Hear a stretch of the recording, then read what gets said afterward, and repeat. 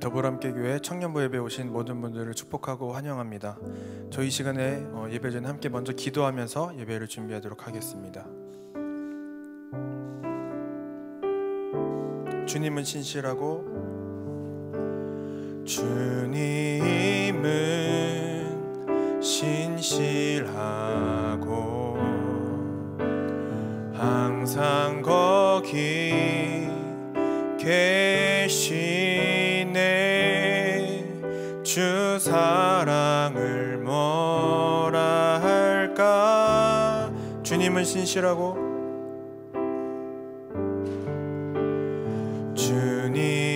주님은 신실하고 항상 거기 계시네. 주 사랑을 뭐라 할까.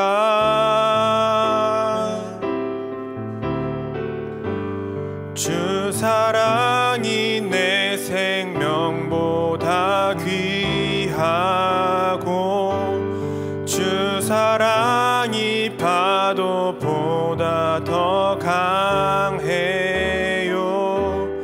세월이 가고 꽃이 시들어도 주 사랑 영원해.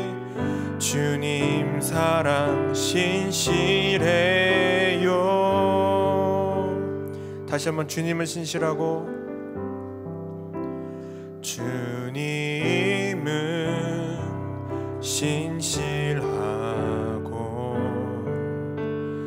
항상 거기 계시네.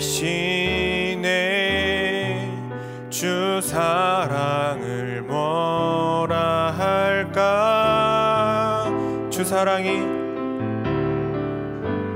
주 사랑이 내 생명보다 귀하고 주 사랑이 파도보다 더 강해요. 세월이 가고 꽃이 시들어도 주 사랑 영원해.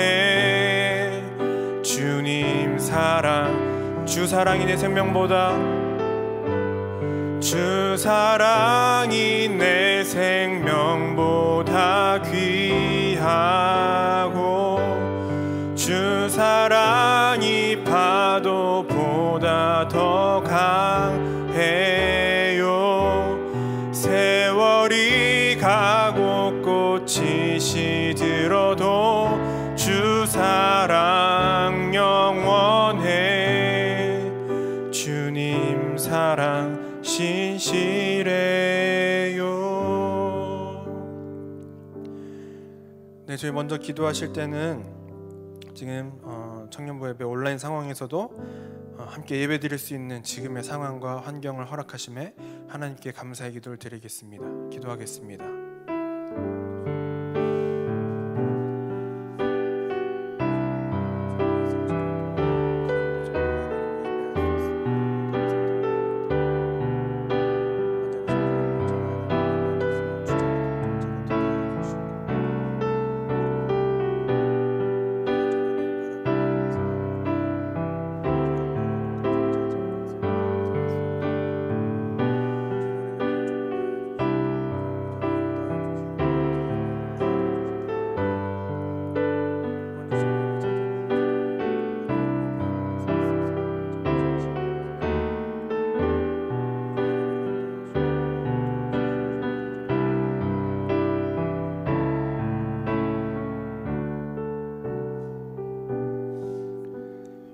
두 번째로 기도하실 때 청년부가 하나님 나라의 복음으로 살아가고 계속해서 하나님과 가까워지고 성장할 수 있는 공동체가 될 수 있도록 그리고 한 해의 목표와 방향성을 잡은 결들이 하나님을 잘 따라가는 한 해를 보낼 수 있도록 그리고 한 가지 더 기도할 것은 이제 이번 주에 있을 어드벤청 여전히 우리는 진리를 말할 수 있는가에 대한 주제를 가지고 함께 우리가 말씀을 나눌 때 시간들을 보낼 때 그 시간을 통해서 청년부가 다시 한번 또 하나님의 나라를 꿈꾸며 살아갈 수 있도록 다 함께 기도하겠습니다.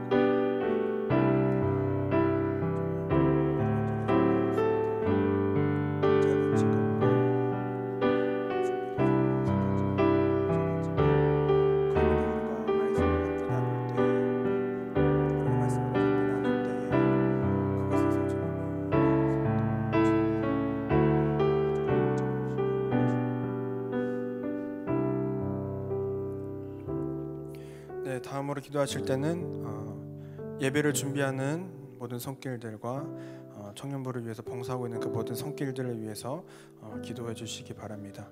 청년부 섬김이와 청년부의 사역팀들, 사역자들, 마을지기들, 미소지기들, 그리고 대표단까지 언제나 하나님의 인도하심에 따라서 청년부의 공동체를 세워갈 수 있도록 다 함께 기도하겠습니다.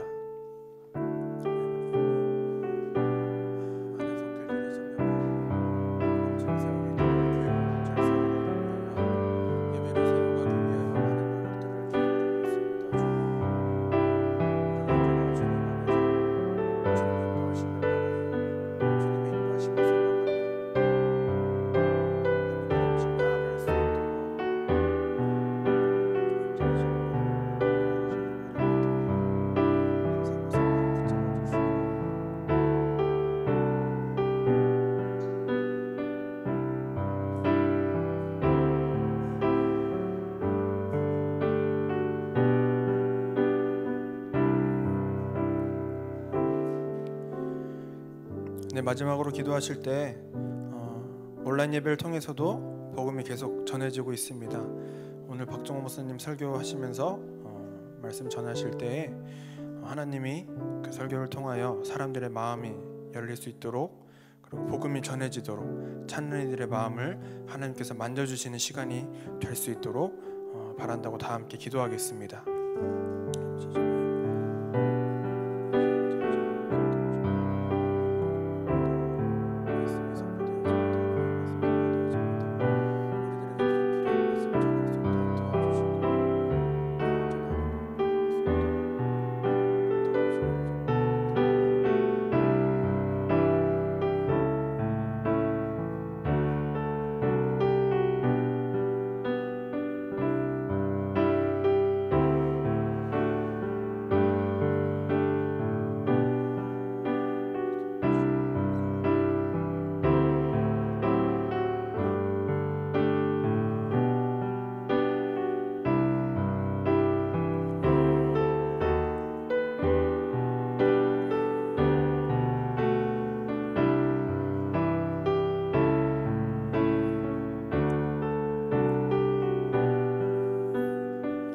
주 사랑이 내 생명보다 귀하고,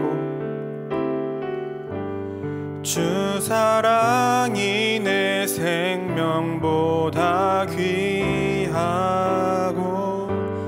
주 사랑이 파도보다 더 강해요. 세월이 가고 꽃이 시들어도 주 사랑 영원해. 주님 사랑, 주 사랑이 내 생명보다, 주 사랑이 내 생명보다 귀하고,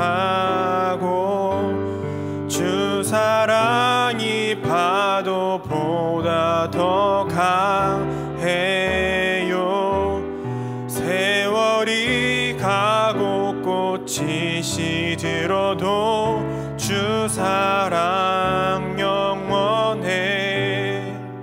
주님 사랑 신실해요.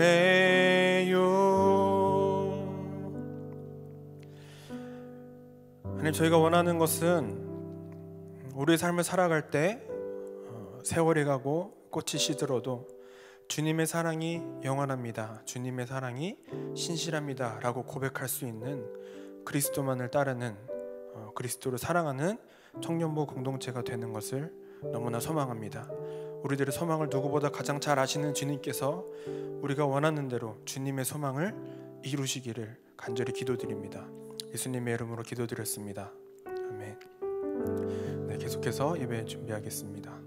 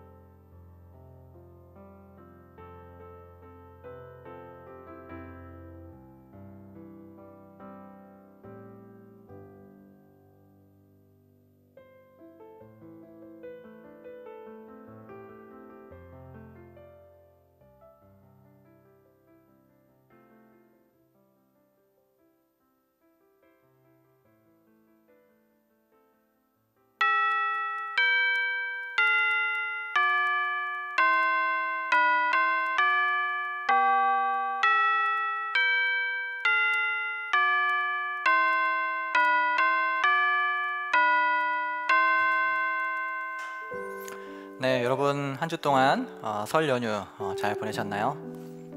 오늘부터 우리는 세상을 넘어서는 더불어 함께 청년부라는 말씀 시리즈로 함께 예배하게 됩니다. 꿈이 없는 우리에게 꿈을 주시고 또 아픔과 연약함을 위로하시는 우리 예수님을 기억하면서 함께 이 찬양으로 우리 주님 앞에 나아가도록 하겠습니다.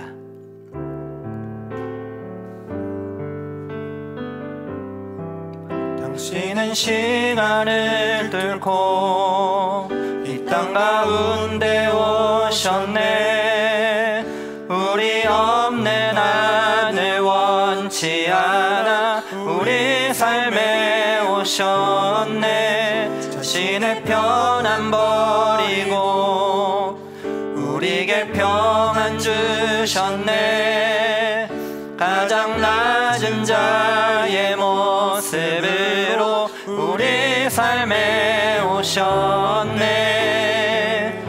하나님 우리와 영원히 함께 하시네.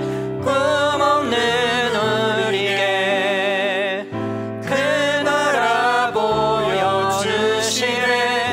연약한 자들의 친구가 되어주시고 힘없는 우리의 인생을 위로하시네.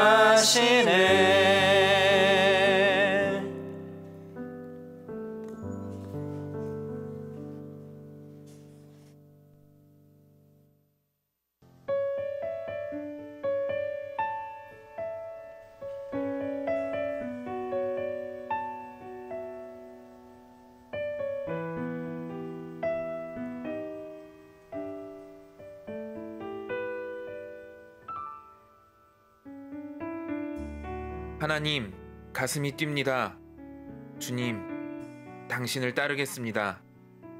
당신께 충성하는 삶을 살겠습니다. 제가 복음의 삶을 살아내길 원합니다. 그리고 이 복음을 모르는 자들에게 전하겠습니다. 주님, 이 마음이 순간의 뜨거움으로 끝나지 않길 바랍니다. 깨어 있겠습니다. 노력하겠습니다. 성령님, 도와주세요. 당신의 권능을 의지합니다. 사랑합니다. 나의 주님.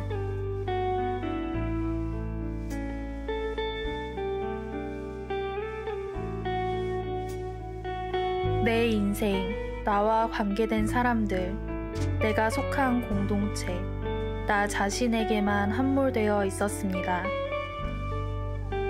준비되지 않았다는 핑계로 나만 들여다보았던 것이 나를 이기적이고 배타적으로 만들었습니다. 소망 없는 세상 속에서 갈피도 잡지 못하고 울고 있는 사람들에 대한 하나님의 마음을 알고 나를 살리셨던 그 복음을 전하길 소망합니다.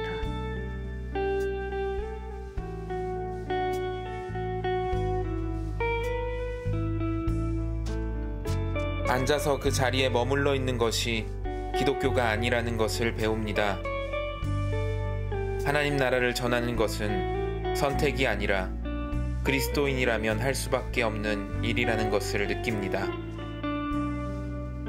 하지만 그 길이 너무 광범위하게 느껴지고 또 주변 사람들에게 복음을 전하는 것에 거북함이 느껴지고 두려워지는 저를 봅니다. 허나 오늘 말씀을 통해 예수님이 가신 길을 보며 그런 문제들이 사소해질 수 있다는 것을 느낍니다. 완전하게 전할 수 없다 해도 그 길을 따라가기로 결심하고 충성의 발걸음을 내딛고 싶습니다.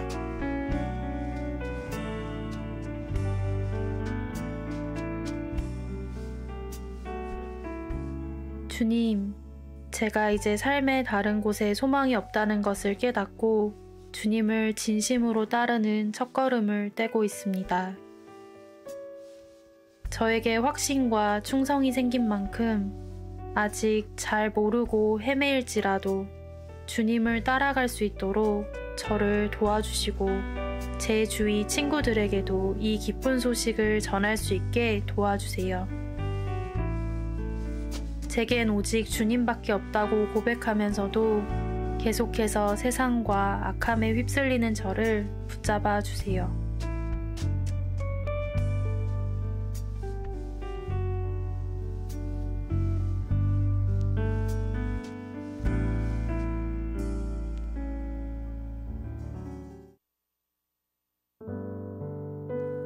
네, 저희 이 시간에 우리들의 유일한 그리스도 되신 주님을 다 함께 찬양하겠습니다.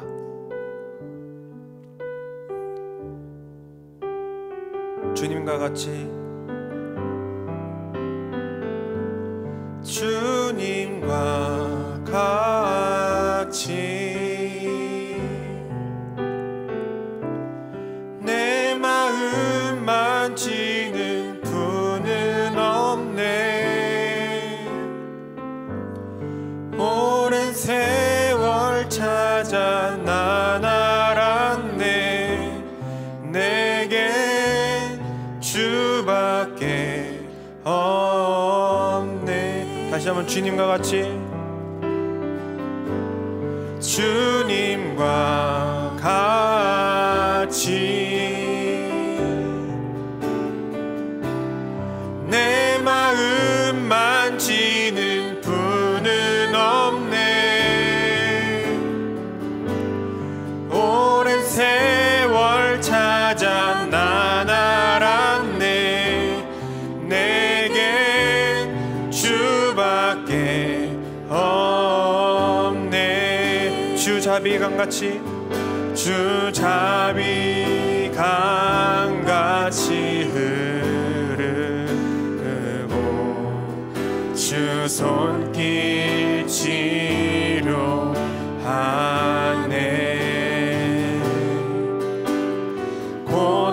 고통받는 자녀 품으시니 주밖에 없네.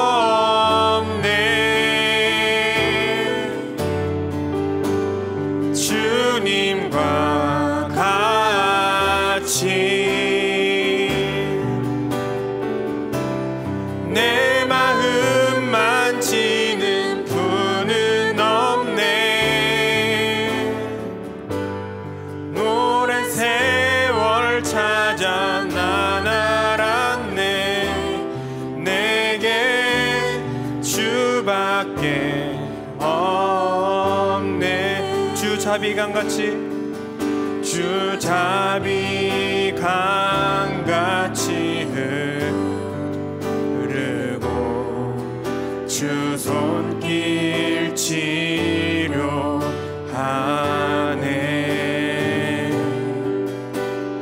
고통받는 자녀 품으시니 주밖에 없네. 주님과 같이 내 마음 만지는 분은 없네. 오랜 세월 찾아 난 알았네. 내게 주밖에 없네. 나의 주님께 나의 주님께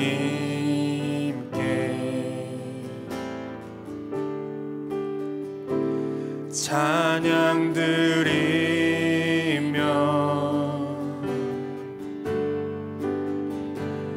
그 크신 사랑 주 임재 감사해.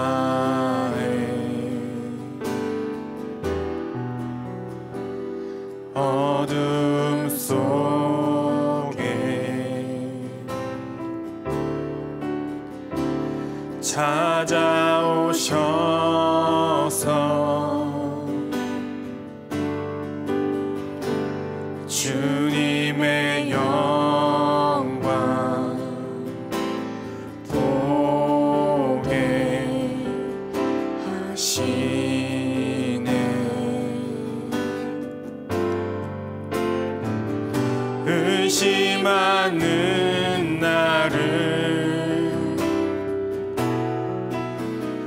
손 내밀어 잡아주시네. 두려운 맘 내려놓고 주 바라봅니다.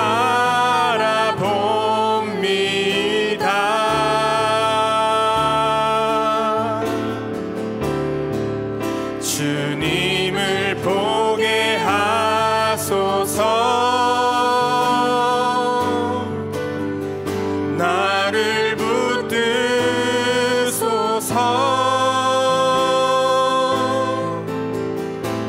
내 뜻과 내 생각 내려놓고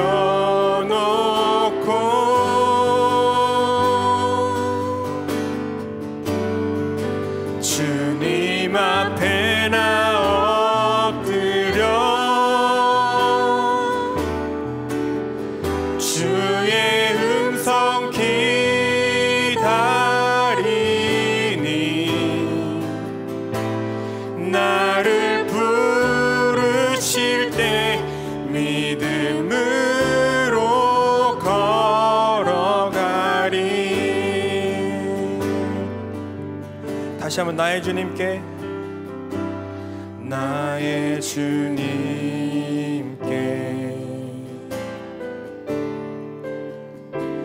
찬양 드리며 그 크신 사랑 주인제 감사해.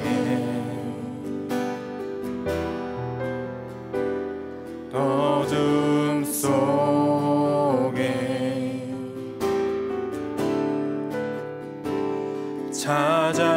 찾아오셔서 주님의 영광 보게 하시네.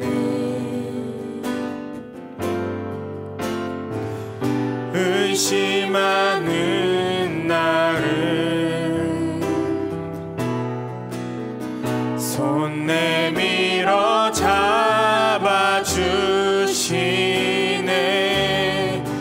두려운 맘 내려놓고 주 바라봅니다.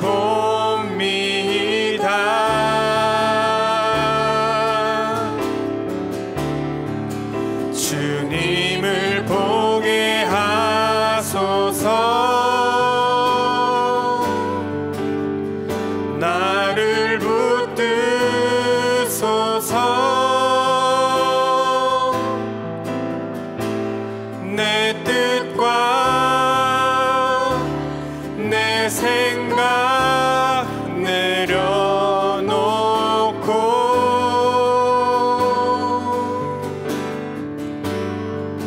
주님 앞에 나 엎드려 주의 음성 기다리니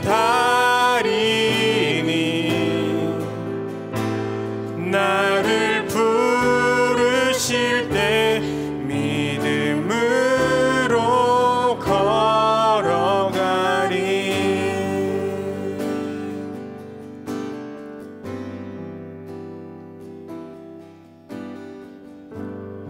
오랜 세월 찾아 난 알았네.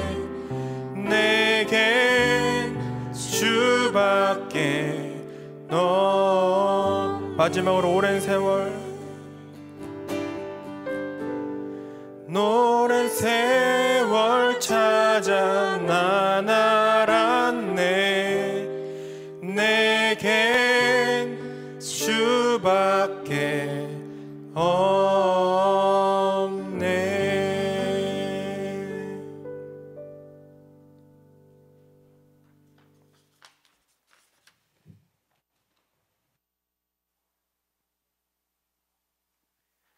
기도드리겠습니다. 지난 한 달 동안 그분은 쉬지 않고 일하신다라는 설교 시리즈로 누가복음과 하나님 나라에 대해 알아가는 시간을 가졌습니다. 우리가 주님의 길을 따라가며 주님의 역동을 함께하는 하나님 나라의 제자가 되기를, 이를 통해 하나님 나라의 복음을 전하는 통로가 되기를 소망합니다. 2월과 4월에는 창세기에 나온 요셉과 관련한 말씀을 듣습니다. 오늘 박정원 목사님께서 말씀을 전하실 때 하나님의 지혜와 힘을 더하여 주세요.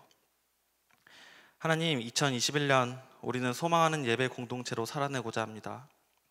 깨어진 세상을 끌어안고 나와 우리 몫을 감당하려고 애쓰고 주님의 완전한 하나님 나라를 기다리며 예배드리는 공동체로 살아내도록 도와주세요. 비대면 상황 속에서도 온라인으로 교회 공동체가 함께 모입니다. 우리가 서로 사랑하길 원합니다. 함께 이 길을 걷길 원합니다. 우리가 계속해서 모일 때 우리의 관계가 더욱 깊어질 수 있도록 주님 도와주세요. 또 이번 주 19, 20일에는 청년부 어드벤처이 계획되어 있습니다. 이를 통해 복음이 선명해지는 시간을 보낼 수 있도록 도와주세요.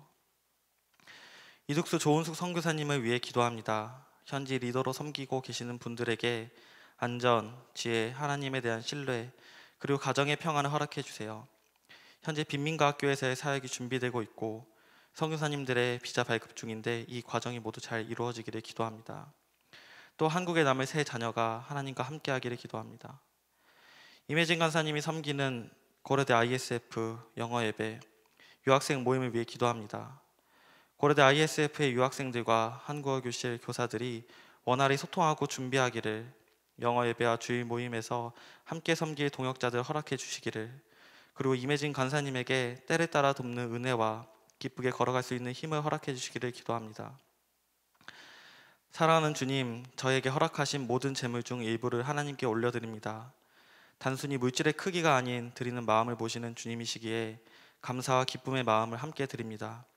부디 필요한 곳에서 하나님의 나라를 위해 사용되길 간절히 원합니다. 우리가 드리는 재물과 마음으로 인해 많은 이들이 하나님께 영광을 돌리기를 바랍니다. 예수 그리스도의 이름으로 기도합니다. 아멘.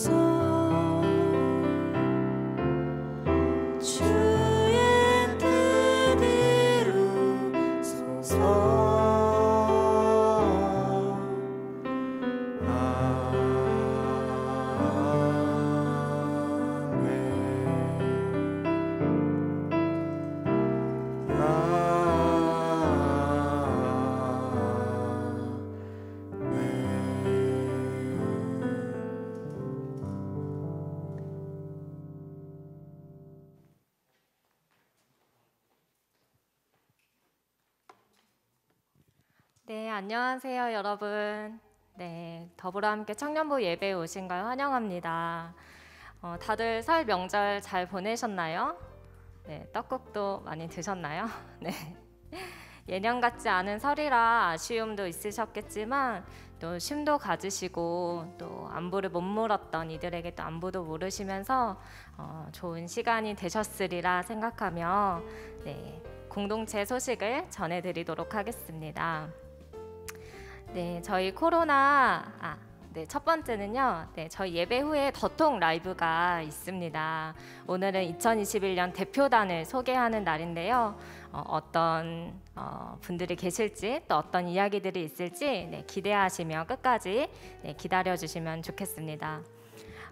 코로나19 상황에 따라서 저희 예배가 계속해서 미디어로 진행이 되고 있습니다. 그래서 당분간 미디어로 예배를 드리시면서 어려움도 있겠지만 또 각자의 처소 가운데 또 임하실 하나님을 기대하며 예배하면 좋겠습니다. 이번 주 저희 말씀 묵상은 또 김영구 목사님께서 특별히 좀 새로운 방식으로 진행을 해주신다고 하네요. 그래서 또 그 시간을 네, 기대하시면 좋겠습니다. 네, 더불어 함께 또 청년부에 처음 네, 오신 분들 너무너무 환영합니다. 기독교 진리에 대해서 또는 교회에 대해서 네, 자세히 듣고 싶으신 분은 홈페이지를 통해서 네, 문의를 해주셔도 좋고요. 박종원 목사님께 문의를 해주셔도 자세히 네, 안내해 드리도록 하겠습니다. 너무너무 중요한 또 소식인데요. 우리 더불어 함께 교회의 아주 소중한 시간입니다. 우리 풍성한 삶의 약속, 세례 교육이 3월부터 시작됩니다. 풍성한 삶으로의 초대를 마치시고 세례를 또 원하시는 분은 이찬현 목사님께 또는 저에게 연락을 주시면 자세히 또 안내를 드리도록 하겠습니다. 하늘가족 디딤돌 안내 드립니다. 풍성한 삶으로의 초대를 마치시고 또 더불어 함께 교회의 가족이 되길 원하시는 우리 청년 가족 여러분들은 풍성한 하늘가족 디딤돌 9기를 신청해 주시면 되겠습니다. 아래에 있는 구글 링크로 신청을 해주셔도 좋고요. 우리 김필립 강도사님께 연락을 주셔도 자세히 안내해 드리도록 하겠습니다. 풍삼기 풍성하게 활용하기 세미나가 열린다고 합니다. 언택트 시드에 또 1대1로 만나서 이렇게 제자훈련을 하는 시간이 더 뜻깊어지는 것 같은데요. 저희 가정교회에서도 함께 이 시간을 보냈는데 너무너무 유익하고 재밌었어요. 그래서 여러분들도 꼭 한번 신청해 보셔서 우리 풍삼기를 또 어떻게 다양하게 활용할 수 있을지 안내 받아보시면 좋겠습니다. 수요 중보 기도 모임이 있습니다. 코로나19 방역 조치를 준수하면서 모임이 진행되고 있는데요. 매주 수요일 5시 30분에 진행이 된다고 합니다. 특별히 교회를 위해서 또 이 세상을 위해서 함께 기도하길 원하시는 분들은 신청을 해주시면 감사하겠습니다.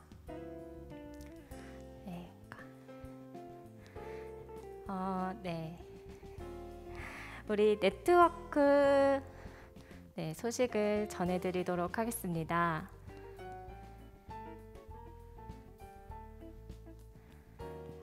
그 전에 우리 겨울 어드벤처 소식 먼저 전해드리도록 할게요. 이번 주 2월 19일, 20일 금요일, 토요일 우리는 여전히 진리를 말할 수 있는가? 우리 어드벤처이 시작되는데요. 아마 이번 주에 예쁜 키트가 여러분들 집으로 배송이 될 예정입니다. 그래서 여러분 기대하시면서 기다려 주시고요.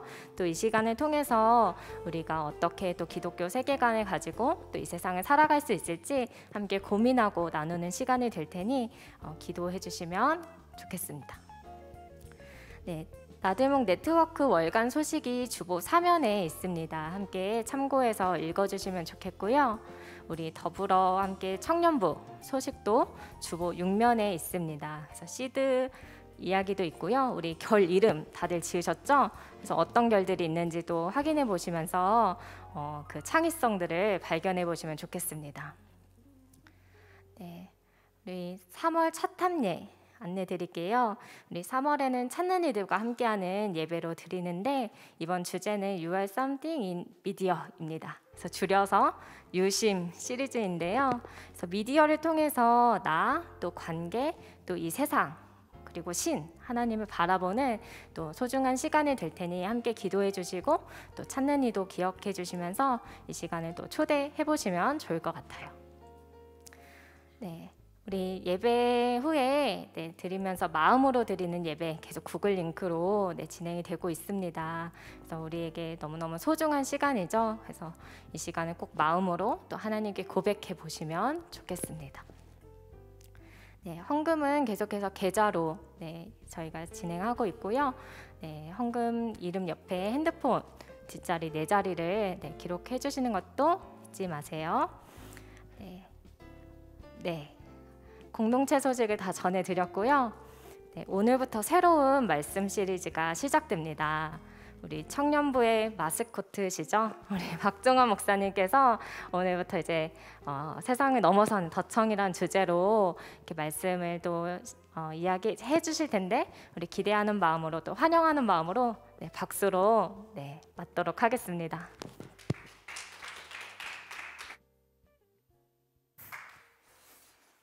네, 감사합니다. 모두 추석 잘 보내셨죠? 설날이죠, 참. 추석 잘 보내셨으니까 이 자리에 다 앉아 계신 거죠?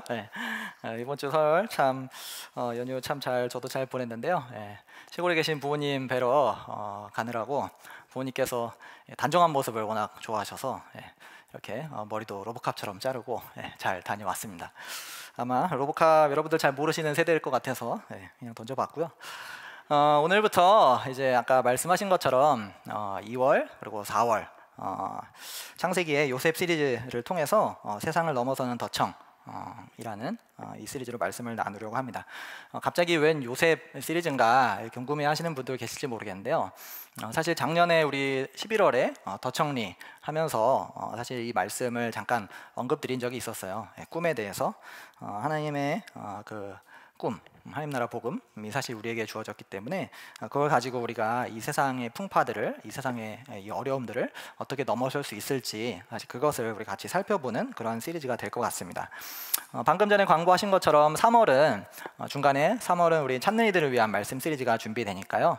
여러분 주변에 찾는 이들에게 잘 소개해 주시고 또 함께 그 시리즈로 같이 한번 주제를 나눠보시고 또 고민을 나눠보시면 어떨까 그런 생각 듭니다. 제가 잠깐 말씀 위해서 기도하도록 하겠습니다. 사랑하는 주님, 오늘 또 이렇게 우리가 주의 말씀을 들으려고 주님 앞에 나아갑니다. 우리 청년들과 또 부족한 제가 말씀을 전하고 또 들을 때에 성령님께서 동일하게 역사하여 주셔서 말씀을 전하는 자나 또 듣는 자나 한 은혜를 받을 수 있도록 인도하여 주시옵소서. 감사드리며 예수님의 이름으로 기도합니다. 아멘. 오늘 우리는 이제 과거의 굴레를 넘어서는 것에 대해서 한번 생각해 보려고 합니다. 그런데 여러분, 이 굴레라는 표현 종종 우리가 쓰곤 하는데 굴레가 도대체 뭔지 아시나요? 과거의 어떤 영향이 사실 현재에도 계속될 때 우리는 과거의 굴레라고 표현을 하곤 합니다. 근데 실제로 사실 굴레를 본 사람은 많지 않을 거예요. 비슷한 말로 이제 멍해라는 말도 쓰긴 하는데요. 이제 인터넷을 통해서 이 굴레라는 것을 검색해 보면 사진을 한번 보여주시면요. PPT를 한번 보여주세요. 굴레라는 것은 보시는 것처럼 소나 말에 그 고삐를 엮어서 그것이 풀어지지 않게 하는 것을 의미합니다. 즉 이 굴레라는 것은 소 말에 고삐에 연결해서 주인이 원하는 방향으로 이끌기 위한 그런 도구예요. 그런데 이 굴레가 단순히 동물에게만 사용되는 것은 아닙니다. 사진 한 장 더 보여주시면요. 보시는 것처럼 과거에 어린아이들의 장식용 머리 쓰개로 이 굴레를 사용하곤 했습니다. 한번 머리에 쓰여지면 잘 벗어지지 않게 한 것을 굴레라고 부른 것이죠. 그래서 이 굴레에는 속박 혹은 구속이라는 그런 의미가 담겨 있습니다. 지금 여러분에게 묶여서 잘 풀리지 않는 과거의 경험은 무엇인가요? 지금 우리가 여기서 과거의 경험이라고 하면 대부분 이제 어린 시절 혹은 청소년 시절 그런 시절을 말하는 것입니다. 당시 우리는 주변에 많은 영향을 받으면서 자랐는데 특히 우리의 부모님의 영향을 아마 무시할 수 없을 것 같습니다. 근데 여러분의 부모님은 어떤 분이셨나요? 엊그제 이제 설 명절로 이제 고향에 내려가서 부모님을 많이들 뵀을 것 같은데요. 오랜만에 만나서 즐거운 이야기도 나누고 스트레스도 풀고 그랬을 수도 있지만 아마 몇몇 분들은 또 부모님들과 어떤 심한 갈등과 다툼 또 심한 스트레스를 받았을 수도 있습니다. 왜냐하면 우리 부모님들도 나름대로 다 한계를 갖고 계시기 때문이죠. 대부분의 부모님께서는 우리를 사랑해 주시고 또 아껴 주시고 좋은 길을 갈 수 있도록 최선을 다해서 지원을 해주시는 그런 분들일 것입니다. 하지만 그러는 부모님들조차도 때로는 부족함을 보이기도 하시죠. 한국의 많은 부모님들은 특별히 조부모님들의 영향을 받아서 이 가부장적인 권위주의 그런 모습들이 가득하여서 우리 자녀들을 권위로 이렇게 누르는 경우가 굉장히 많습니다. 사실 저희 아버지도 그런 분이셔서 저에게도 이제 그런 모습들이 남아 있습니다. 그래서 집에서 저도 이제 저희 자녀들에게 자꾸 이제 집안일을 시키는 거예요. 너희 빨래 좀 개라, 식탁 좀 차려라, 청소 좀 해라. 그런 모습들이 이제 제법 큰 아이들한테는 익숙해졌는데 사실 저희 집에 이제 아직 어린 막내는 살살 눈치를 보면서 자꾸 안 하려고 합니다. 그럼 어떻게 될까요? 결국 제가 하게 됩니다. 그런데 이런 권위주의적인 모습만이 아니라 어떤 부모님은 자녀들을 비교하고 또 어떤 분은 편애하여서 상처를 주기도 하고 또 자녀의 존재를 무시하여서 자존감을 떨어뜨리기도 합니다.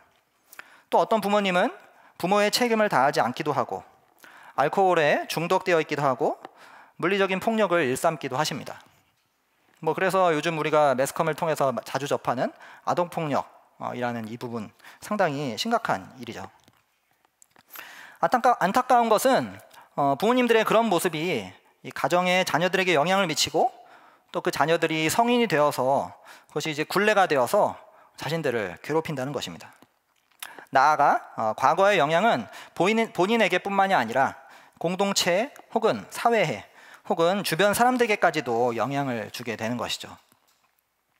문제는 자녀들이 받은 그런 영향이 자녀들이 자라서 또 부모가 되면 그들의 자녀들에게 고스란히 물려주게 된다는 것입니다. 이런 안타까운 고리를 우리는 어떻게 끊을 수가 있을까요? 오늘 창세기 37장에서도 이 부모의 편애에 상처를 받고 갈등을 겪는 한 가족이 나옵니다. 바로 야곱의 가족이죠. 그래서 우리는 본문을 통해 이 과거의 굴레에 영향받는 공동체를 살펴보고 또 그것을 넘어서는 공동체를 함께 생각해 보려고 합니다. 함께 창세기 37장 1절에서 11절을 같이 한번 읽어보도록 하죠. 같이 읽겠습니다. 야곱은 자기 아버지가 몸부쳐 살던 땅 곧 가나안 땅에서 살았다. 야곱의 역사는 이러하다. 17살 된 소년 요셉이 아버지의 첩들인 빌하와 실바가 낳은 형들과 함께 양을 치는데 요셉은 형들의 허물을 아버지에게 일러 바치곤 하였다. 이스라엘은 늙음하게 요셉을 얻었으므로 다른 아들들보다 요셉을 더 사랑하여서 그에게 화려한 옷을 지어서 입혔다. 형들은 아버지가 그를 자기들보다 더 사랑하는 것을 보고서 요셉을 미워하며 그에게 말 한마디도 다정스럽게 하는 법이 없었다. 한 번은 요셉이 꿈을 꾸고서 그것을 형들에게 말한 일이 있는데 그 일이 있은 뒤로부터 형들은 그를 더욱더 미워하였다.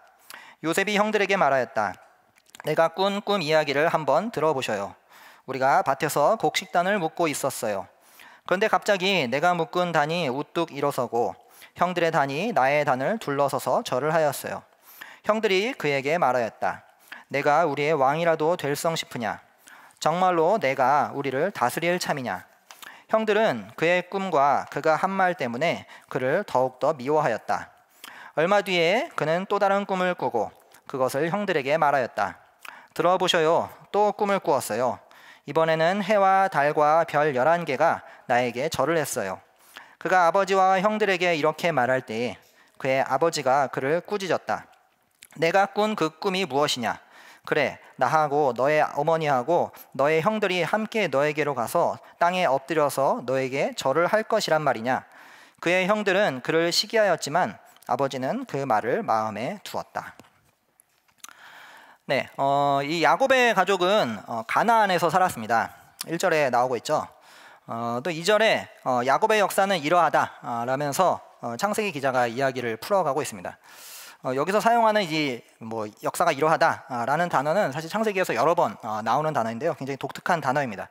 근데 족보가 보통 시작될 때 많이 사용되는 단어이거든요. 폭넓게 하나님의 계획이 펼쳐지는 어떤 시작점을 의미하는 그런 단어로 사용됩니다. 그래서 이 37장부터는 하나님께서 요셉을 가족의 지도자로 세우시려는 것과 또 하나님 나라 백성의 보존과 또 그것을 이루시는 하나님의 신실한 약속이 어떻게 보면 핵심적인 내용입니다. 하지만 그 와중에 이 깨어진 가정에 영향을 받는 이 가족 공동체를 너무나 선명하게 보여주기도 하죠. 그래서 우리는 그 점을 한번 추적해 보려고 해요. 야곱은 레아와 라헬이라는 두 명의 부인을 통해서 모두 12명의 아들을 얻었습니다. 2절에서도 분명히 나오고 있죠. 근데 그 두 명의 부인만이 아니라 그 두 명의 부인의 종들이었던 빌하와 실바라는 사람이 낳은 그런 아들들도 있었습니다. 근데 요셉은 라헬의 첫 번째 큰 아들이었어요. 이 복잡한 야곱의 집안은 좀 더 설명이 필요한데요. 야곱은 삼촌 라반에게서 두 딸을 부인으로 얻습니다. 이것은 삼촌이 야곱의 노동력을 착취하기 위해서 야곱을 속여서 자신의 딸들을 팔았던 것이었습니다. 그래서 두 딸은 서로 야곱의 사랑을 독차지하려고 매우 경쟁의식이 심하였죠. 그것이 바로 창세기 30장에 나타나는데요. 제가 강의 안에 넣어드렸는데 함께 한번 읽어볼게요. 30장 5절에서 8절입니다. 마침내 비라가 임신을 하여 야곱과 비라 사이에 아들이 태어났다. 라헬은 하나님이 나의 호소를 들으시고 나의 억울함을 풀어주시려고 나에게 아들을 주셨구나 하면서 그 아이 이름을 단이라고 하였다. 라헬의 몸종인 비라가 또 임신을 하여 야곱과의 사이에서 두 번째로 아들을 낳았다. 라헬은 내가 언니와 크게 겨루어서 마침내 이겼다 하면서 그 아이 이름을 납달이라고 하였다. 네, 아들들의 이름에 어떤 경쟁의식을 담을 정도로 언니와 동생이 굉장한 경쟁의식을 갖고 있었던 것입니다. 라헬은 자신에게 자녀가 없자 급기야는 자기 몸종 빌하와 야곱 남편이 동침하게 해서 자녀를 얻습니다. 사실 오늘날 문화로는 도저히 상상조차 할 수 없는 정말 희한한 방법인데, 당시 고대 근동에서는 이렇게 여종을 통해서 자녀를 얻는 풍습이 있었습니다. 라헬은 자녀를 얻음으로써 언니 레아와 경쟁을 계속하고 있었죠. 이런 계속되는 자녀 경쟁 속에서 라헬이 얻은 그 첫 번째 자녀가 바로 요셉이었습니다. 모두 12아들들 중에서 11번째 속하는 아들이었죠. 후에 이제 10년 정도가 지나고 나서 늦둥이를 가졌는데 그게 이제 막내 베냐민이었습니다. 근데 안타깝게도 라헬은 이 베냐민을 낳으면서 목숨을 잃어버리게 됩니다. 그래서 야곱은 이 형제들 12형제들 중에서 라헬이 낳은 첫 번째 아들인 이 요셉을 가장 애지중지하면서 사랑했던 것이에요. 놀라운 것은 이 야곱이 자신도 과거에 이미 형과 끊임없이 경쟁을 하던 그런 사이였다는 것입니다. 야곱의 아버지 이삭은 야곱과 에서 중에 형 에서만을 사랑했는데요. 그래서 형 에서가 받을 그 축복을 야곱은 대신 가로채고 가족을 떠나서 삼촌 집으로, 라반의 집으로 도망칩니다. 그 이야기가 창세기 27장에 잘 나타나 있습니다. 제가 강의 안에도 넣어드렸는데요. 나중에 한번 살펴보시면 좋을 것 같아요. 야곱은 분명 자신이 먼저 경쟁의식 가운데 고통을 받고 있었으면서도 자기 자녀들이 또 비교와 경쟁의식으로 고통받고 있는 것을 전혀 몰랐습니다. 우리의 모습은 어떠한가요? 우리도 부모님의 영향을 많이 받아왔습니다. 특히 경쟁의식과 비교의식이 많은 청년들의 무의식을 사로잡고 있죠. 우리는 부모님의 영향을 벗어난 것과 같은, 벗어나지 않은, 벗어나고픈 힘든 청년의 시기를 지나고 있습니다. 제가 이벤트 생각하느라 참 고생했는데 전혀 반응이 없군요. 사실 저도 청년의 시기였습니다. 작년까지만 해도. 믿지 않으시겠지만 작년까지만 해도 만 30대였어요. 근데 저라고 부모님의 영향을 받지 않았을까요? 아까도 잠깐 언급드렸지만 저희 아버지 굉장히 가부장적이시고 무뚝뚝하십니다. 저에게 사랑한다는 따뜻한 말 한마디 해보신 적이 없으신 그런 분이세요. 유유죠, 완전히. 제가 그렇게 컸어요. 어머니는 아버지보다 감정이 더 있으셨지만 그렇게 자주 자녀들에게 감정 표현을 해주신 적이 없었습니다. 뭐 종원아 사랑해, 넌 사랑받고 있어, 종원아 내가 있어, 너무 고마워, 이런 말을 전혀 해주신 적이 없다는 거죠. 늘 하신다는 말씀이, 야 옆집 누구는 이번에도 전과후 100점 받았다는데 넌 어떻게 또 틀렸니? 어떻게 그거밖에 못해? 너 정말 그거밖에 안 할 거야? 너 어떻게 그렇게 말주변이 없니? 정말 유유죠. 제가 이렇게 컸습니다. 여러분 상상이 가시나요? 저도 이런 말을 수없이 들었어요. 저는 이런 어린 시절 부모님의 그런 모습들이 사실 뭐 비교하는 것이고 뭐 경쟁심을 심어준다고 생각해 본 적이 없었어요. 나중에 돼서야 저의 모습 속에 그런 모습들이 강하다는 것을 알게 됐고, 그것이 이제 부모님의 영향이었다는 것을 알게 됐죠. 그런데 우리가 이것을 모르면 지금의 나의 모습 가운데 나타나는 이 경쟁의식과 비교의식을 당연하게 나인 것처럼 생각하게 됩니다. 야곱처럼 자신이 받은 그 영향을 인식하지 않으면 자신도 모르게 그 모습을 또 자녀들에게 물려주게 된다는 거죠. 마치 자신의 모습이 당연히 그 모습인 듯 자녀들에게 보여준다는 것입니다. 따라서 우리는 나 자신이 부모님께 어떤 영향을 받았나, 또 받고 있나, 그것을 돌아보면서 성찰할 필요가 있습니다. 우리 한국에서는 이 물질의 주도권이 사실 부모님께 있기 때문에 결혼 전까지 혹은 결혼 후에도 부모님의 간섭과 영향은 계속됩니다. 우리가 부모님께 받은 영향에서 벗어나고 싶다면 내가 부모님께 받은 영향이 무엇인지 정확하게 파악하는 것이 필요합니다. 그것이 경쟁의식인지 비교의식인지 혹은 편애인지, 혹은 부모님의 낮은 자존감이 내게도 영향을 미치고 있는지, 또 부모님이 여러분의 존재를 어릴 때부터 수치스럽게 여겨서 자기도 모르게 내가 수치심을 갖고 있는지, 이런 것들을 의식하는 것이 필요합니다. 그런데 이 요셉의 문제는 어머니들의 경쟁의식만이 아니었습니다. 아버지 야곱이 요셉을 너무나 편애했어요. 오늘 본문에서 너무나 잘 드러나고 있죠. 3절에서 말합니다. 늙음하게 요셉을 얻어서 더 사랑하고 화려한 옷을 지어서 입혔다. 요셉이 태어날 때 야곱의 나이가 대략 91, 91세 정도로 추측이 됩니다. 네, 할아버지였죠. 여러분도 나이가 들면 점점 어린아이들이 아마 예뻐 보이실 거예요. 야곱은 늙은 나이에 자신이 사랑하던 라헬이 낳은 그 아들 요셉을 사랑하지 않을 수가 없었던 것이죠. 그래서 요셉에게 화려한 옷을 지어서 입혔습니다. 야곱은 요셉을 편애하여 다른 형제들에게는 주지 않았던 화려한 옷을 지어서 입힙니다. 예전에 개역 개정 성경에서는 이 화려한 옷을 채색옷이라고 그렇게 번역을 했는데요. 사실 근래 학자들은 대부분 이것이 부유한 사람들이 입는 흔치 않았던 소매가 긴 옷이라고 추정하고 있습니다. 고대 근동에서는 옷의 색깔보다 옷의 길이가 그 사람의 신분을 반영한다고 보고 있는 것이죠. 그래서 긴 소매의 옷은 왕족들이나 입을 수 있었던 매우 특별한 옷이었습니다. 이것은 단순히 야곱이 요셉을 편애하는 것만이 아니라 요셉이 형들의 관리자로서 역할을 맡기려고 했다는 것을 보여줍니다. 장차 요셉을 통해서 과격한 형들을 다스리려는 야곱의 의도가 담겨 있었던 것이죠. 왜냐하면 창세기 34장 앞으로 가보면 야곱의 가족이 세겜으로 이사를 하게 되는데요. 그 세겜 땅에서 세겜의 족장과 족장의 아들이었던 세겜이 야곱의 딸 디나를 강간하는 사건이 벌어지거든요. 그럴 때 야곱의 첫째 아들인 시므온과 둘째 아들이었던 레위가 그 세겜 족속들을 속여가지고 모조리 남자들을 몰살시키는 그런 장면이 나타납니다. 나중에 야곱이 이들을 나무라자 그 아들들은 오히려 야곱을 나무라면서 다그치면서 아버지의 권위를 무시하는 그런 장면이 등장하죠. 그래서 야곱은 분명 이들을 자신의 통제 아래 넣고 싶었고, 또 다른 자녀들에게는 지독하게도 무관심하면서 요셉을 더 사랑하여 그들을 관리하려는 의도가 있었던 것으로 보이는 것입니다. 그러나 아버지의 편애를 받던 요셉은 아버지의 큰 그림은 전혀 모른 채 그냥 자신만 생각하고 아버지의 사랑을 자신만을 위해 이용하는 것에 익숙했습니다. 그런 모습이 2절에 나타나죠.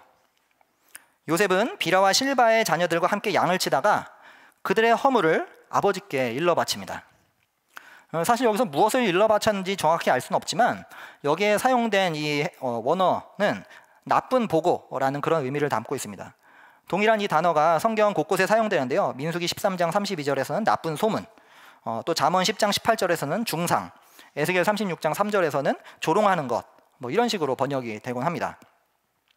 거기에 이 원문을 살펴보면 그냥 아버지에게 일러 바친 것이 아니라 형들의 아버지에게 일러 바쳤다라고 표현하는 것을 볼 수가 있습니다. 요셉이 아버지가 아니라 형들의 아버지라고 그렇게 부르면서 요셉은 자신과 형들을 철저하게 구별하고 있는 그런 행위를 하고 있는 것입니다.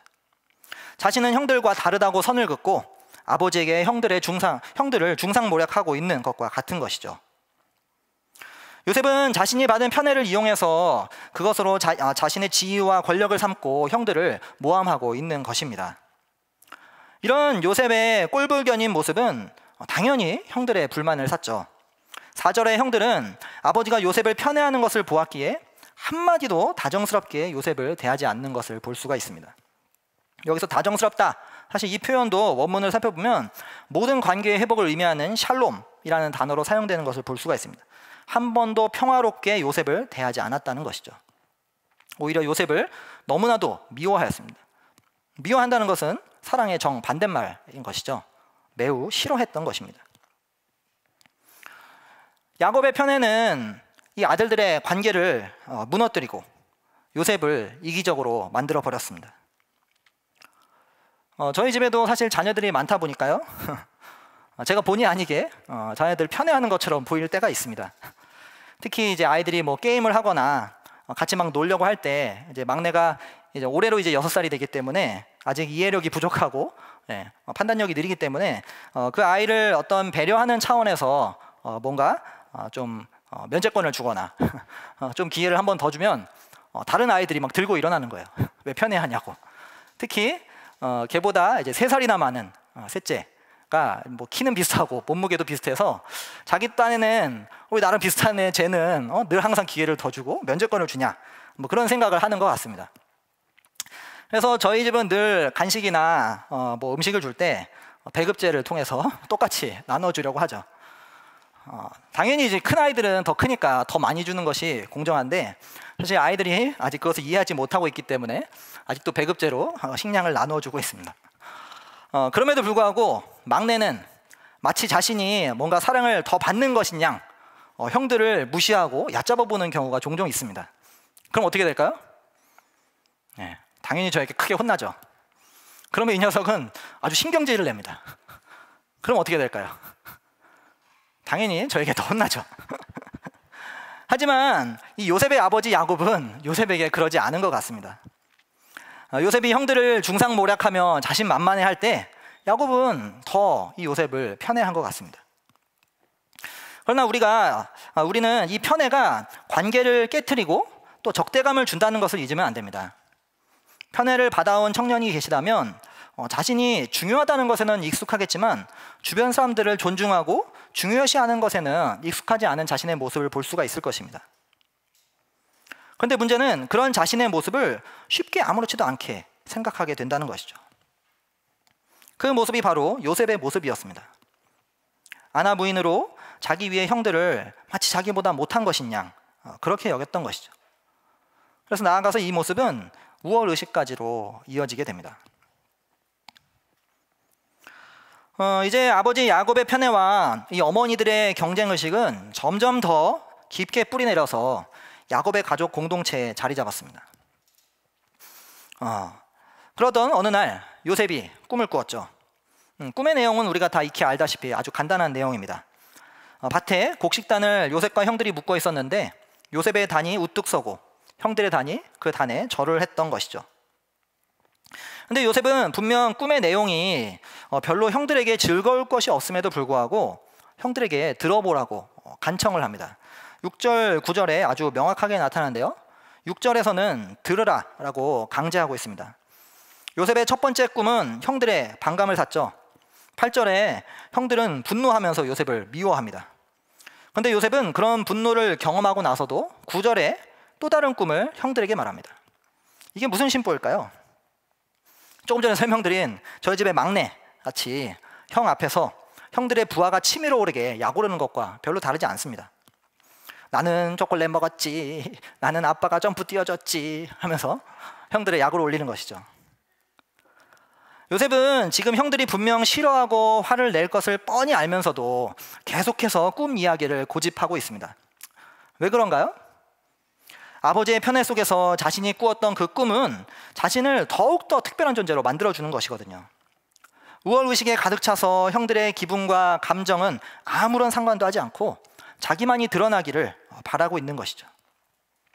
자신의 존재가 높아지기만 한다면 형들의 기분이 착잡하거나 분노가 치밀어 오르거나 전혀 상관하지 않는 것입니다. 그저 미성숙한 17살 청소년인 것이죠. 우리는 요셉처럼 이 미숙한 철부지로 남아있으면 편애가 우월의식으로 발전될 수 있음을 알아야 합니다. 그리스도인들의 잘못된 우월의식이 많은 경우 미성숙함에서 비롯됩니다. 아버지가 편애했을지라도 요셉이 성숙했다면 이 꿈 이야기를 고집하거나 그렇게 전달하지는 않았을 것입니다. 하지만 요셉은 매우 미성숙했죠. 우리 한국의 기독교가 왜 그렇게 욕을 먹을까요? 미성숙한 그리스도인이 매우 많아서 그런 것 같습니다. 유교에 물들어 있던 부모의 권위주의의 영향을 받고 복음을 마치 특권으로 여기며 자신을 바라보기 때문에 그런 것이죠. 제가 한 번은 동네 도서관을 갔었는데요. 정말 깜짝 놀랐습니다. 대출대에서 어떤 한 어르신이 왜 책을 빌려줄 수 없냐며 따지고 있었던 것이었어요. 가만히 들어보니까 연체가 돼서 안 빌려주는 것 같았거든요. 그런데 그분 말이 너무나 기가 막혔습니다. 아니 왜 안 된다는 거야? 정말 책 안 빌려줄 거야? 내가 이래봬도 교회 장로야. 장로한테 이래도 돼? 에이, 정말 어이가 없죠? 제가 한쪽 구석에서 뭐라고 했을까요? 저는 목사입니다 라고 속으로 대뇌었어요. 근데 목사건 장로건 뭐 하는 걸까요? 주어진 직분은 섬기라고 있는 것이지 권위로 삼으라고 주어진 것이 아닙니다. 받으면 받을수록 나만 받았다는 그런 편애에 사로잡혀서 이 직분을 특권으로 여기고 미성숙함이 결합되어서 꼴불견인 모습으로 나타나는 것이죠. 그런 면에서 성기미들처럼 직분이 있는 자들은 사실 더욱더 조심해야 합니다. 내게 우월적인 모습이 있다면 나의 미성숙함과 그것이 결합되어서 언제든지 꼴불견의 모습으로 비춰질 수 있다는 것이죠. 우월의식, 열등의식, 비교의식, 경쟁의식, 낮은 자존감, 수치심 뭐 이런 것들이 나의 미성숙함과 결합되어서 언제든지 악한 모습으로 나타날 수 있다는 것입니다. 한편 요셉의 형들은 어떠했나요? 그들은 요셉의 꿈을 오해했습니다. 그들은 4절에 이미 요셉에게 미움으로 가득 사로잡혀 있었습니다. 그런데 꿈의 내용을 듣고 더욱 요셉을 미워하게 되죠. 5절 8절에서 말하고 있죠. 아마 미숙한 요셉은 형들이 자신을 싫어하고 미워할수록 더욱 그것에 반항하듯 형들보다 자신이 뛰어나다는 것을 증명하려고 꿈 이야기를 계속했을 것입니다. 하지만 그런 노력은 더욱더 역효과를 낳고 말았죠. 이미 요셉은 관리자로서 형들 위에 군림하고 있었습니다. 늘 형들에게 아버지의 편애를 받은 요셉은 꼴불견이었죠. 그런데 그가 자기 입으로 형들보다 높아질 것이라고 떠들어대는 그 꼴에 형들은 너무나 화가 치밀어 올랐을 것입니다. 따라서 형들은 요셉의 꿈을 도저히 하나님의 꿈으로 볼 수가 없었습니다. 순전히 요셉이 자기들보다 높아지려는 어떤 개인의 욕망 분출로만 보았던 것이죠. 요셉의 꿈을 오해한 것입니다. 요셉이 꿈을 꾼 것이 하나님의 일이라고는 전혀 일말의 상상조차 할 수 없었던 것이고 요셉을 교만한 밀고자이자 과대망상자라고 결론을 내렸던 것이죠. 그래서 저희가 다음 주에 살펴보겠지만 형들은 요셉을 꿈쟁이라고 꿈꾸는 자라고 그렇게 비아냥거리는 것을 볼 수가 있습니다. 형들이 아버지의 편애를 받던 요셉에게 질투하고 시기하는 모습은 우리에게도 동일하게 나타날 수가 있습니다. 특히 결혼들은 결성기미들을 참 쉽게 오해할 수 있는 것 같아요. 구조상 어떤 선입견이 있거나 부모의 부정적인 영향을 받는 청년들은 성기미가 어떤 공지를 전달하고 또 어떤 이야기를 전달했을 때 무슨 생각으로 저 이야기를 하나? 라고 의심을 하기가 쉬운 것이죠. 성기미가 어떤 것을 제안하고 어떤 방향성을 제시하고 그렇게 하면 마치 자기를 지배하고 다스리려고 그런다고 생각하곤 합니다. 순수하게 성기미의 의견을 받아들이거나 존중하는 것이 아니라 성기미가 권위주의라서 그렇게 생각하는 것이죠. 그리고 결국 이런 오해와 의심은 관계를 깨트리고 분열을 낳게 됩니다. 시기와 미움이 가득하여서 갈등이 발생되고 아픔을 겪게 되는 것이죠. 그게 바로 이 37장 말미의 형들과 요셉의 이야기입니다. 사실 결에서도 계속되는 오해와 의심은 쌓고 쌓여서 결을 분열시키기도 합니다. 작년 이맘때쯤에 사실 그런 실제 사례가 있었어요. 한번 의심을 했던 어떤 청년이 계속해서 오해하면서 그 의혹이 눈덩이처럼 불어났던 적이 있었습니다. 더 이상 성기미도 결혼도 서로를 신뢰하지 못하고 계속해서 선입견에 사로잡혀서 서로를 보게 되었었습니다. 불확실한 오해와 의심은 사실 자기 손해입니다. 분열과 갈등을 낳기 마련이죠. 결청년들은 이것을 기억하면서 내가 우월의식이나 오해로 함부로 사람을 의심하거나 판단하지 않는지 살필 필요가 있습니다. 그러면 이 과거의 부정적 영향을 넘어서려면 어떻게 해야 할까요? 오늘의 본문에서 놀라운 점은 야곱이 11절에 요셉의 꿈을 마음에 두었다라고 말하고 있는 것입니다. 여태껏 부모의 편애 속에서 아들 요셉도 편애하던 야곱이 요셉의 꿈을 듣고 주의 깊게 관심을 갖고 있는 것입니다. 그는 왜 그렇게 했을까요? 사실 야곱은 하나님께서 꿈을 통해 일하신다는 것을 알고 있었던 사람입니다. 특히 하나님께서 자기가 이제 하나님께서 자신의 어머니 리브가에게 형이 동생을 섬길 것이라고 미리 예고했던 장면이 창세기 25장 23절에 나타납니다. 그리고 야곱은 과거 형 대신에 그 축복을 가로채고 또 형의 복수를 피해서 도망치다가 꿈에서 하나님을 만납니다. 창세기 28장 12절에 나타나죠. 그 꿈에서 하나님께서는 야곱에게 보호와 번성을 약속하십니다. 그런데 이 야곱이 실제로 삼촌 라반의 집에 갔을 때 그것이 이루어지는 것을 경험합니다. 그것도 꿈을 통해서 역시 하나님이 보여주시는 대로 염소들이 교미하게 했기 때문에 벌어진 일이었습니다. 그 이야기가 창세기 31장 10절에서 13절에 나타나죠. 야곱은 계속되는 꿈을 통한 하나님의 일하심을 선명하고도 분명하게 알고 있었습니다. 따라서 야곱은 요셉의 꿈이 뭔가 심상치 않다라는 것을 파악하게 되었던 것이죠. 자신의 삶에서도 하나님께서 그러했듯이 이 요셉을 통해서 하나님께서 무언가 이루실 것이라는 것을, 그것도 가족의 우열이 뒤집어지듯 어떤 기존 질서가 뒤집어지는 일이 일어날 수도 있었겠다는 것을 마음속에 품었던 것입니다. 물론 야곱이 그 이후로 요셉을 편애하는 것들 중지했거나 혹은 다른 자녀들을 사랑했는지는 저희가 정확하게 알 수 없습니다. 이 편애나 비교 의식을 그가 극복했는지 우리는 잘 모릅니다. 하지만 이후에 이어지는 이야기들을 통해서 우리는 하나님께서 야곱의 가족을 만져가시면서 그들을 변화시키는 것을 볼 수 있게 되는 것이죠. 아버지의 편애를 특권으로만 알았던 이 자기중심적인 요셉도 변화되고, 또 요셉을 시기하고 질투하던 그 형들도 동생을 사랑하는 사람들로 변화됩니다. 깨어진 가정을 회복하시는 하나님의 일하심이 이 요셉의 꿈 이야기를 통해서 시작되는 것이죠. 마찬가지로 우리도 하나님의 일하심에 집중해야 합니다. 하나님께서 우리에게 하나님 나라 복음을 주셨습니다. 이것은 하나님의 꿈인 것이죠.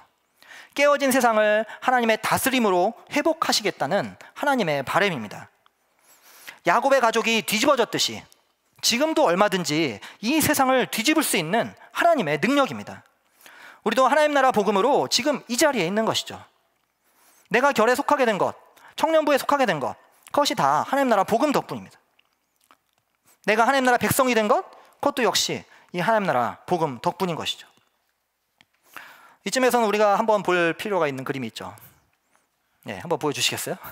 우리 꿈에서도 나오는 그림표 있죠? 네. 이 그림표를 보면 이 세대, 밑에 있는 세대는 예수 그리스도가 두 번째 다시 오실 때 마감하게 됩니다.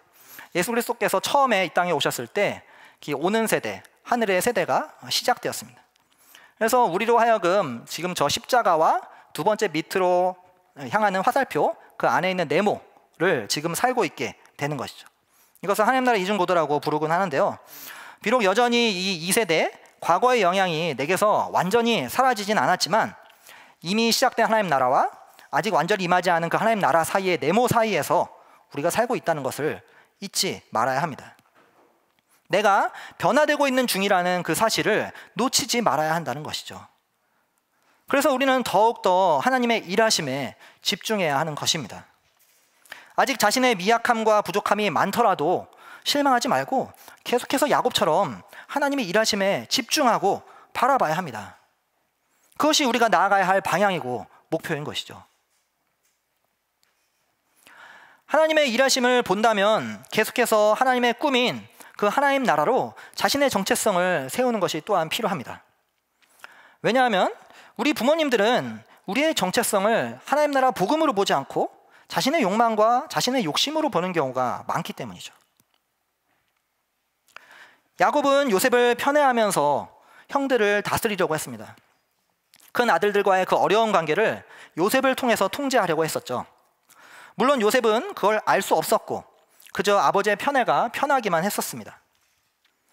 요셉이나 형들이나 양쪽 다 자신을 건강하게 보지 못했습니다. 그러나 저희가 다음 주에 살펴보겠지만 이집트의 종으로 팔려가고 나서 요셉은 어쩔 수 없이 아버지와의 관계에서 멀어지면서 자신을 돌아볼 수 있었습니다. 긴 시간 동안 고난의 시간이 연속되었기 때문이었죠. 이처럼 우리도 부모님과의 관계에서 한 발 떨어져서 자신을 돌아보는 것이 필요합니다. 이것을 건강한 경계 세우기라고 표현할 수 있을 것 같습니다.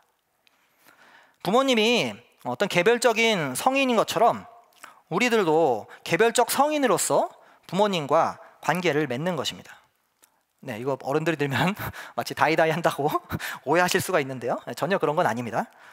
여태껏 부모님께 종속되어 살아왔다면 이제는 정말 성인으로서 인격 대 인격으로 관계를 맺어가는 것이죠.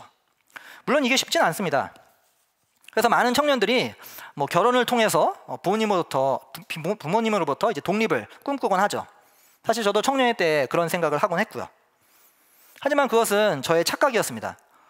여전히 결혼 후에도 부모님의 영향은 사라지지 않습니다. 보통 어린 아이들에게 이제 할아버지, 할머니는 굉장히 큰 존재죠. 뭐든지 들어주시고 용납해 주시고 인자하시고 너그러운 그런 분들입니다. 저희 가정에서는 주로 저희 장모님이 이제 그런 역할을 하시는데요. 어린 시절 아내를 너무 억압하면서 본인이 키우셨다고 저희 손주 손녀들에게는 한없이 모든 것을 허용해 주시곤 합니다. 저희 집에 이제 텔레비전이 없는데 텔레비전이 없으니까 저희 장모님은 아이들이 그것에 억압받으면서 산다고 저희 집에 오실 때마다 패드를 아이들한테 주시면서 마음껏 이제 만화를 보라고 허용을 하시는 거죠. 그래서 저희 자녀들은 장모님만 오시는 날이 되기를 손꼽아 기다립니다. 그런데 무엇보다 어려운 것은 사실 신앙적인 면이에요. 하나님 나라 복음으로 살아가려는 저와 저희 아내에게 장모님은 너무나 큰 어려움입니다. 장모님도 신앙이 있으시지만 기성교회에서 사실 오랫동안 신앙생활을 하셨기 때문에 굉장히 기복신앙적이시고 또 율법주의적이십니다. 그러니 늘 장모님과 저희가 충돌이 될 수밖에 없죠. 하루는 저희 집에 2호가 실명을 거론하면 안 되니까요. 저희 집에 2호가 벽에다가 한 종이를 붙였는데 나는 모든 사람을 사랑할 거예요 라고 써붙였던 거예요.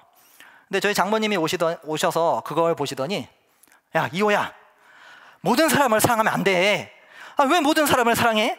너를 사랑하는 사람만 사랑해야지. 그건 어리석은 거야. 이러시거나 그냥 남에게 베풀면 안 돼. 그럼 거지 되는 거야. 너에게 도움을 주는 사람만 사랑해야지. 이러시는 거예요. 그렇게 장모님이 아이들에게 다른 복음을 주입하시고 돌아가면 저는 다시 아이들의 사상을 검증하고 하나님 나라 주체 사상을 주입합니다. 그래서 제가 이제 아내에게 말해서 장모님이 제발 이 신앙적인 면만은 아이들에게 가르치게 하지 마시기를 부탁을 했죠. 경계를 명확하게 세우지 않으면 계속해서 아이들에게 다람쥐 쳇바퀴 돌듯이 교육을 해야 되기 때문입니다. 부모님의 이런 부분이 사실 아이들을 향할 때는 그나마 낫지만 저나 제 아내를 향할 때는 정말 괴롭습니다. 부모님은 아직도 우리를 어떤 교육 대상이나 철부지 어린아이로 보는 경우들이 있습니다. 20살이 넘은 우리가 이미 성인이 되었어도 자신의 말을 무조건 당연히 따라야 하며 토도 달면 안 되는 것으로 생각하는 경우가 종종 있는 것이죠. 그래서 온갖 폭언으로 혹은 권위로 찍어 누르는 경우도 있는 것입니다. 그러면 저와 사실 제 아내는 가슴이 찢어지는 것이죠. 그럴 때 어떻게 해야 할까요? 복음으로 자신을 보는 것이 필요합니다. 부모님은 우리를 종속된 존재로 어떤 부모의 꿈을 이루는 존재로 부모의 원함을 이루는 존재로 보더라도 우리는 하나님의 시각으로 자신을 보는 것이 필요합니다. 이것이 습관이 되어야 합니다. 하나님이 나를 그렇게 보시지 않는다. 나의 정체성은 부모님의 바램과 원함이 아니다. 부모님이 자신의 원함으로 나를 규정하려고 해도 나는 하나님의 사랑받는 자녀다. 부모님의 영향 때문에 나의 존재를 무가치하게 여기는 그런 생각에서 하나님의 시선으로 자신을 바라보는 그런 습관을 가지십시오. 또 부모님께 성인 대 성인으로 관계 맺는 것 필요합니다. 부모님께서 가슴 아픈 말을 하셨을 때 그냥 지나가지 마시고 여러분 입을 여셔야 합니다. 아버지 그렇게 말씀하시면 제가 속상해요. 이 영역은 제가 주도적으로 할 수 있게 저에게 믿고 맡겨주세요. 어머니 그렇게 하시면 저에게 상처를 주시는 것입니다. 가슴이 아프고 저도 섭섭합니다. 제 존재감이 무너지는 것 같습니다. 사실 이런 말 하는 것 자체가 우리들에게 정말 큰 상처와 아픔이죠. 하지만 그냥 가슴에 담아두는 것은 더 큰 폭탄이 되어서 언제 어디서 터져서 누구에게 아픔을 줄지 모릅니다. 따라서 우리는 이 부모님과의 관계에서 건강한 경계를 세우며 계속해서 하나님 나라 복음으로 자신을 바라보는 훈련을 해야 합니다. 마지막으로 우리는 미성숙함에서 성숙함으로 나아가야 합니다. 부모님을 탓하며 그 부정적 영향을 그대로 내버려 두지 말고 그리스도의 빛으로 자신을 비추어야 하는 것이죠. 요셉과 형들은 너무나도 미숙했습니다. 요셉은 늘 형들에게 자신을 자랑하려고 했고, 형들은 아버지의 편애 속에서 자라고 있는 그 요셉을 향한 미움에만 사로잡혀 있었던 것이죠. 양쪽 다 자신을 보지 못했기 때문에 한쪽은 특권 의식에 사로잡혀서 다른 한쪽은 오해와 분열로 살아갔던 것입니다. 만약 요셉이 자신을 볼 줄 알았다면 형들의 아픔을 의식했을 것입니다. 자신의 말과 행동이 형들에게 아픔을 주는 것을 깨달았을 것입니다. 상대를 배려한 소통을 했을 것입니다. 형들도 자신들을 볼 줄 알았다면 자신들이 동생에게 가득한 그 분노와 미움을 내려놓고 요셉을 통한 하나님의 일하심에 마음을 열 수도 있었을 것입니다. 요셉을 비아냥거리고 비난하는 것만이 아니라 어쩌면 대화를 시도해 볼 수도 있었을 거예요. 따라서 우리는 이 과거의 굴레를 넘어서는 공동체가 되기 위해서 성장해야 합니다. 요셉과 형들의 성장한 모습, 이번 시리즈의 사실 마지막 요셉 이야기의 후반부에 나타나는데요. 꿈을 간직한 요셉이 형들에 대한 분노와 미움을 버리고 마침내 하나님의 일하심을 보게 되는 것이죠. 형들도 자신들의 잘못을 뉘우치고 요셉에게 용서를 구하게 되는 것입니다. 그 가운데 분명 하나님께서 요셉에게 주셨던 그 꿈이 있었습니다. 우리 부모님의 가장 큰 부정적인 영향은 사실 자기중심적인 사고일 거예요. 자녀가 거부하거나 실수할 것에 열린 마음이 없는 것이죠. 오직 자신들만이 옳고 답이기 때문에 자녀는 항상 부모의 말을 따라야 한다는 것이죠. 그러나 성장은 자기중심성을 벗어나는 것입니다. 그리스도 중심으로 돌아서는 것입니다. 비록 우리도 이 부모님의 부정적인 영향을 받아서 자신에게 갇혀 있기도 하고 또 자기중심적이기도 하지만 하나님 나라 복음으로 다시 예수 그리스도를 바라보고 자기중심을 벗어나는 성장을 이루어야 합니다. 그러기 위해서 여러분 말씀 앞에 나아가십시오. 말씀에 자신을 비추고 자신을 성찰하십시오. 매일 자신의 말과 행동을 그리스도의 빛 앞에서 비추면서 내가 무슨 동기로 그런 말과 행동을 했는지 살피십시오. 자신의 얼굴에 무엇이 묻어있는지 사실 보지 않고는 닦을 수가 없습니다. 짐작은 할 수 있지만 오히려 자기 얼굴에 더욱더 먹칠을 하게 되는 것이죠. 거울을 보고 정확하게 얼굴에 묻은 것을 닦아야 비로소 그것을 닦을 수가 있는 것입니다. 말씀은 거울입니다. 여러분들에게 무엇이 묻어있는지 비춰주는 거울입니다. 또한 여러분 공동체의 도움을 받으십시오. 공동체 안에서 나의 이슈와 어려움을 나누시고 내가 하려는 것과 하고 있는 것이 맞는지 한번 점검해 보세요. 공동체도 역시 거울과 같아서 내가 보지 못하는 나의 모습들을 보여줍니다. 알려줍니다. 아픔이 생겨도 또 고민이 생겨도 기쁨이 생겨도 여러분 공동체와 함께 나누십시오. 그게 바로 성장하는 길입니다. 사랑하는 청년 여러분, 굴레는 속박입니다. 묶고 있는 것이죠. 종이 되는 것입니다. 따라서 과거의 굴레에서 벗어나려면 푸는 것이 필요합니다. 종에서 풀려나는 구원이 필요한 것이죠. 그런데 누가 그 속박을 풀 수 있을까요? 여러분이 하실 수 있나요? 여러분의 삼촌이나 이모들이 해주실 수 있나요? 혹은 여러분의 부모님이 그것을 풀어주실 수 있나요? 그 누구도 자기 힘으로 그 굴레를 풀 수 없습니다. 왜냐하면 모두가 다 과거의 굴레에 묶여 있기 때문이죠. 오직 유일하게 이 과거의 굴레에 묶이지 않고 자유한 그 자만이 풀 수가 있습니다. 그런 존재가 누가 있나요? 바로 예수 메시아 그리스도이십니다. 그는 하늘로부터 나신 분이시고 하나님의 사랑과 인정을 받으신 분이십니다. 오직 유일한 한 분 예수 그리스도만이 그 과거의 굴레를 푸실 수 있는 분입니다. 따라서 우리가 예수 메시아의 족속이 된다면, 하나님 나라의 백성이 된다면 우리는 새로운 정체성을 부여받아 살아가는 것입니다. 더 이상 비교와 경쟁의식, 우열의식, 열등의식, 낮은 자존감, 수치심 등으로 괴로워할 필요가 없는 것이죠. 그리스도가 우리를 자유케 하신 것입니다. 더 이상 나의 부끄러운 모습이 드러날 것을 여러분 두려워하지 마십시오. 오히려 공동체 안에서 나의 과거를 나누십시오. 그리스도가 나를 위해서 피 흘리시고 나를 하나님의 자녀로 삼으셨으니 이젠 아무것도 부끄러워할 필요가 없습니다.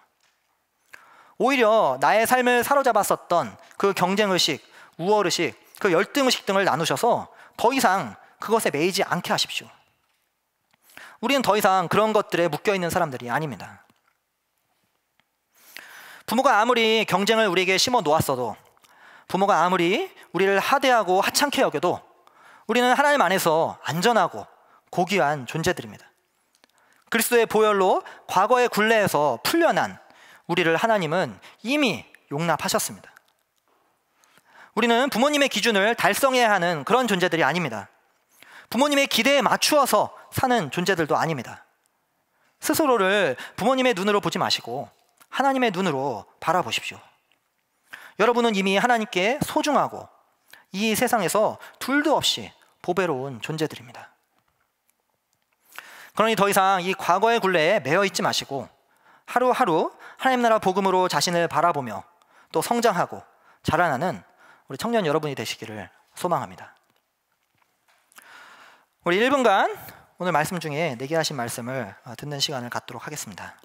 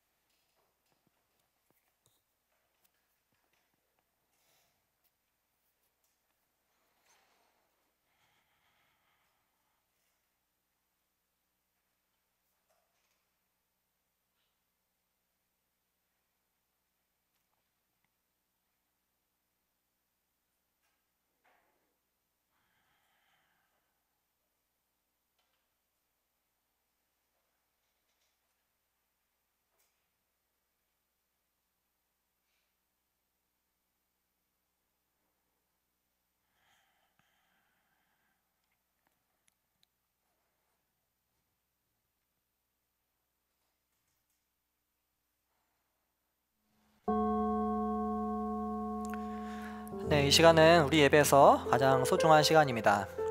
마음을 드리는 예배 시간인데요. 여러분 카톡이나 문자를 통해서 받으신 구글 링크 주소를 통해서 오늘 예배 가운데 하나님께서 주신 말씀에 반응하는 시간입니다. 우리 함께 예배를 구경하는 자들이 아니라 정말 반응하는 그런 마음으로 나아갔으면 좋겠습니다.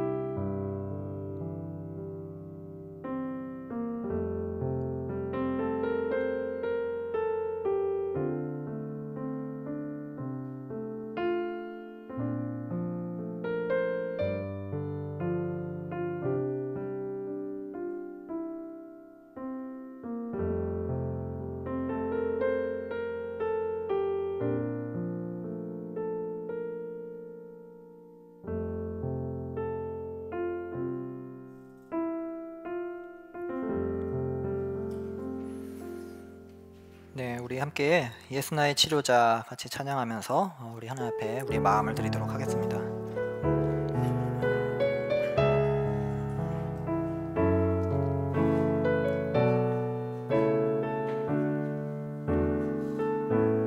예수 나의 좋은 치료자, 예수 나의 좋은 치료자,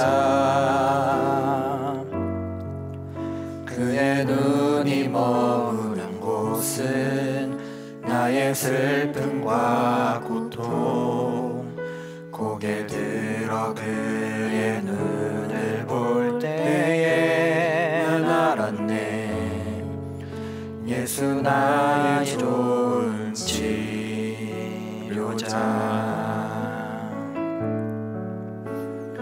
예수 나의 좋은 치료자,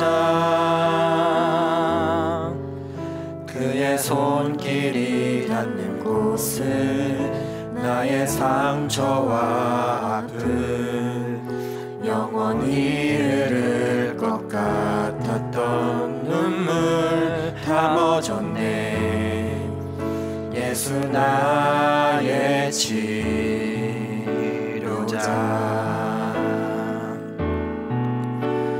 나 노래하리라. 전한 나를 돌아보신 구세주를 찬양해. 하늘 닿는 곳까지 내 손 들리라. 예수 나의 치료자, 나 노래하리라. 나 노래하리라. 전한 나를 돌아보신 구세주를 찬양해. 하늘 닿는 곳까지 내 손 들리라. 예수 나의 치료자.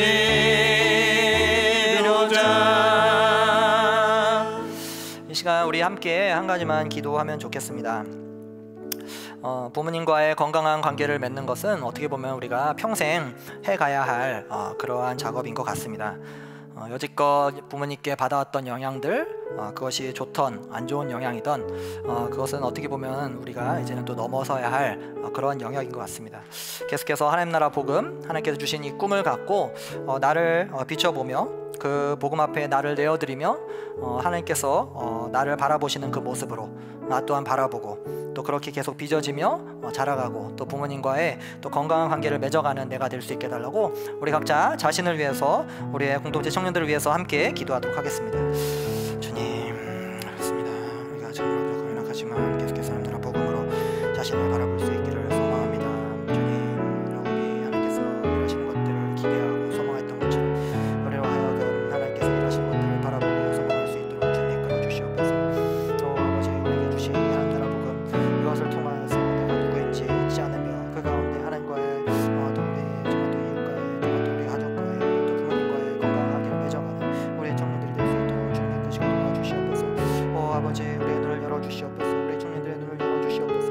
계속해서 그 빛 앞에 자신을 내어드릴 때 우리 청년들이 정말 그 빛으로 말미암아 다시 한번 복음을 얻고 소망을 얻고 이 세상을 살아가 힘을 얻을 수 있도록 도와주시옵소서. 은혜의 부족적인 시간이나 또 부모님의 정말 그런 안 좋은 모습이나 정말 그런 곳에 정말 또 우리 청년들이 있다면 계속해서 건강하게 자라고 건강할 수 있도록 주님 저희들을 붙드시고 이끌어 주시옵소서. 우리 청년들 가운데 다시 한번 일어서는 놀라운 은혜가 있도록 주님 그 복음 다시 한번 일어나는 놀라운 은혜가 있도록 아버지 붙드시고 도와주시옵소서. 우리 청년들을 붙잡아 주시옵소서. 주님 나를 도와주시옵소서. 우리에게 주의 나를 도와주시옵소서. 나를 도와주시옵소서. 아버지 인생 가운데서 하나님께서 말씀을 전해드릴 수 있도록 주님 도시고 도와주시옵소서. 다시 복음만이 당신 주신 그것만이 우리를 살립니다. 주님 우리를 도와주시옵소서. 주님 이끌어 주시옵소서. 도시고 도와주시옵소서. 사랑하는 주님, 우리에게 하나님 나라 복음을 알게 해주셔서 그 나라의 백성이 될 수 있게 해주심을 참으로 감사합니다.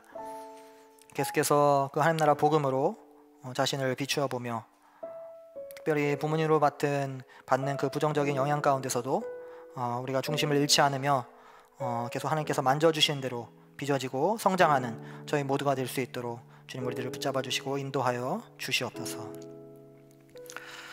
이제는 성부, 성자, 성령 삼위일체 하나님의 놀라우신 사랑과 또 은혜와 교제하심이 오늘 말씀을 듣고 다시 한번 하나님 나라 복음 앞에 자신을 내어드리며 그 앞에 나아가기로 결단하는 우리의 모든 청년들 머리 위에 지금부터 영원토록 함께 하시기를 축원하옵나이다. 아멘.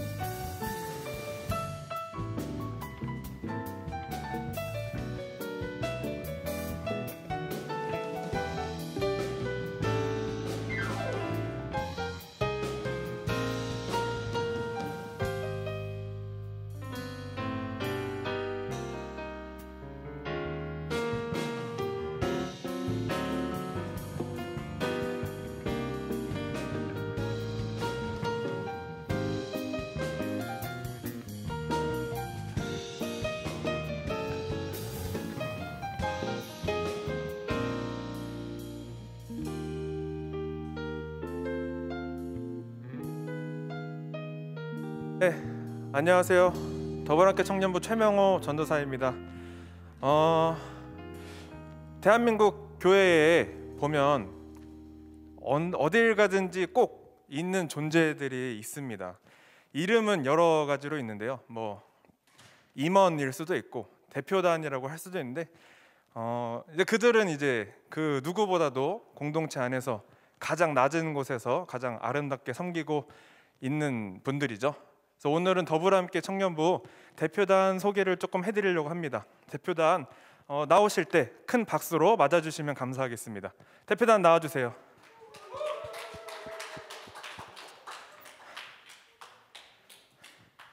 네, 시간이 없기 때문에 빨리 착석해 주시기 바랍니다. 결모임을 진행해야 되거든요. 네, 저희 교회 더불어함께 청년부 대표단이고요. 간단하게 자기소개 한 번씩 좀 돌아가면서 해볼까요? 이름이랑 나이랑 사는 곳 뭐 하는 일 말해도 되고 가장 중요한 건 대표단에서 내가 지금 무슨 일을 하고 있는지 올해 무슨 일을 맡게 됐는지 좀 간단하게 소개를 부탁드립니다. 저부터. 네. 안녕하세요. 저는 이름은 설하은이고 나이는 만으로 27세. 만으로 이야기할게요. 그리고 저는 성북구에 살고 있어요. 그리고 대표단에서 올해 총무 역할을 맡게 되었습니다. 네, 총무는 무슨 일을 하는 것 같나요? 두루두루 일을 하는데 저는 이제 하늘 가족 기도를 짜고 네. 또 무슨 일을 하지? 그거는 차차 알아가 보도록 하겠습니다. 다음 한번 말해주시죠. 네, 안녕하세요. 저는 이번에 청년부 공동 대표를 하게 된 양지원이고요. 이제 27살입니다. 네. 네, 그러면 뭐 동갑이에요. 만으로 아니고 네. 만으로 아니고 27살. 네. 알겠습니다. 저는 청년부의 대표단에서 서기를 맡게 된 최주희이고요. 나이는 그냥 26살이고 사는 곳은 성북구에서 살고 있습니다. 네. 강력하죠. 그냥으로 해도 26살. 나는 어리다는 것을 어필하고 있고요. 여러분 아까 공지사항 말씀드렸듯이 마이크 입에다 바짝 붙여주시기 바랍니다. 네. 다음. 네, 안녕하세요. 저는 이번 대표단에서 지원이랑 같이 공동 대표를 맡고 있는 만 26살 황수지라고 합니다. 네, 주희랑 동갑이에요. 네. 만 26살로 가장 어린 나이 획득하셨습니다. 축하드립니다. 일단 그러면 이제 청년들이 대표단이 있다는 거는 알고 있는데 대표단이 이제 무엇을 하는 곳인지 그거는 잘 모르고 있어요. 왜냐면 대표단이 참 겸손해요. 그러니까 왼손이 하는 일을 오른손이 모르게 반대인가요? 오른손이 하는 일을 왼손이 모르겠나요? 참 모르게 많은 일들을 하고 있기 때문에 굉장히 근데 청년부에서는 대표단 많은 일들을 하고 있습니다. 그래서 좀 대표단 중에 한 분이 대표단은 무슨 일을 하는 곳인지 좀 설명을 해주시죠. 저희 청년분들에게 좀 알려주시면 네. 좋겠네요. 네, 제가 말씀드리겠습니다. 네. 대표단은 모르실 수밖에 없는 게 제가 대표단의 역할을 동물로 표현하자면 두 개인데 하나는 비둘기고 하나는 개미예요. 그래서 비둘기랑 개미. 네. 그래서 안 보이셨을 거예요. 근데 비둘기 같은 경우는 어떤 역할을 성령님이 임하신 하냐면 건가요? 네. 죄송합니다. 네. 신학 개그 그만 쳐주시고요. 네, 알겠습니다. 그 비둘기 같은 경우는 저희 각 대표단이 마을에 한 명씩 파견되어 있어요. 그래서 섬기미들의 이야기를 듣고 어떤 의견이나 뭐 행사에 관련된 일들을 전달하기도 하고 또는 전달을 받아서 대표단 모임에서 사역자들과 함께 나눠가지고 의견을 취합하는 그래서 그 이야기를 물어다주는 비둘기의 역할을 하고 있고 두 번째는 개미인데 열심히 일을 합니다. 네, 청년부 관련 행사가 있을 때 저희가 미리 다 준비를 하고 기획을 하고 일을 분배해서 진행하고 있습니다. 네. 어떤 일을 하시는지 아시겠죠? 저희 청년부에 어떤 행사가 있으면은 대표단이 좀 주도적으로 해서 움직이는 편입니다. 그래서 이제 뭐 간혹 가다가 저희 피드백 같은 거 저희가 설문조사를 항상 하면은 뭐 재미없었다 이런 거 하면 저희가 모두 마음 상심이 크겠죠. 저희들을 가장 힘을 낼 수 있는 방법은 피드백 때 수고하셨습니다라는 말 적어주시는 거 잊지 말아주시고 올해 잘 부탁드립니다. 네, 그래서 여기서 뭐 이제 대표단을 조금 더 소개를 해보려고 하는데 참 재밌어요. 그 어느 교회에나 또 공통적으로 있습니다. 하는 놈이 계속 일한다. 죄송합니다. 하는 놈이라는. 그래서 그건 또 할 수 없을 것 같은데. 네, 죄송해요. 그 하는 분들이 계속해서 일을 맡아서 한다는 거. 그래서 저희 교회도 작년에도 대표단을 했지만 올해도 대표단을 하고 있는 분이 두 분 계십니다. 누구냐면은 작년 대표였던 지원자매랑 그리고 이제 수지자매님 하시고 계신데 어쩌다가 대표단을 또 이게 아니었군요. 그 전에 죄송해요. 저도 저의 콘티가 나름 있기 때문에 한 장뿐이지만 작년 대표단을 하면서 이제 좀 힘들었던거나 뭐 행복했던 것들이 좀 있었다면 제가 이걸로 질문하는 이유는 내년에도 대표단이 세워져야 하기 때문에 미리 좀 밑밥을 까는 거죠. 어떤 것이 좀 힘들었고 어떤 것이 좀 행복했는지 뭐 사역자들의 사랑을 너무 많이 받아서 힘들었다든지 뭐 사랑 너무 많이 받아서 행복했다든지 이런 것들 좀 설명해 주시면 좋겠습니다. 네, 그 사랑을 실제로 많이 받아서 힘든 거는 사실인 것 같아요. 그래서 진짜 진짜 그 특급 관리가 이루어지거든요. 그래서 네. 목사님도 저를 되게 주의해서 봐주시고요. 그리고 뭐 명호 전도사님이나 필립 정희 전도사님 다 이제 되게 신경 써서 저희를 되게 보살펴 주시고.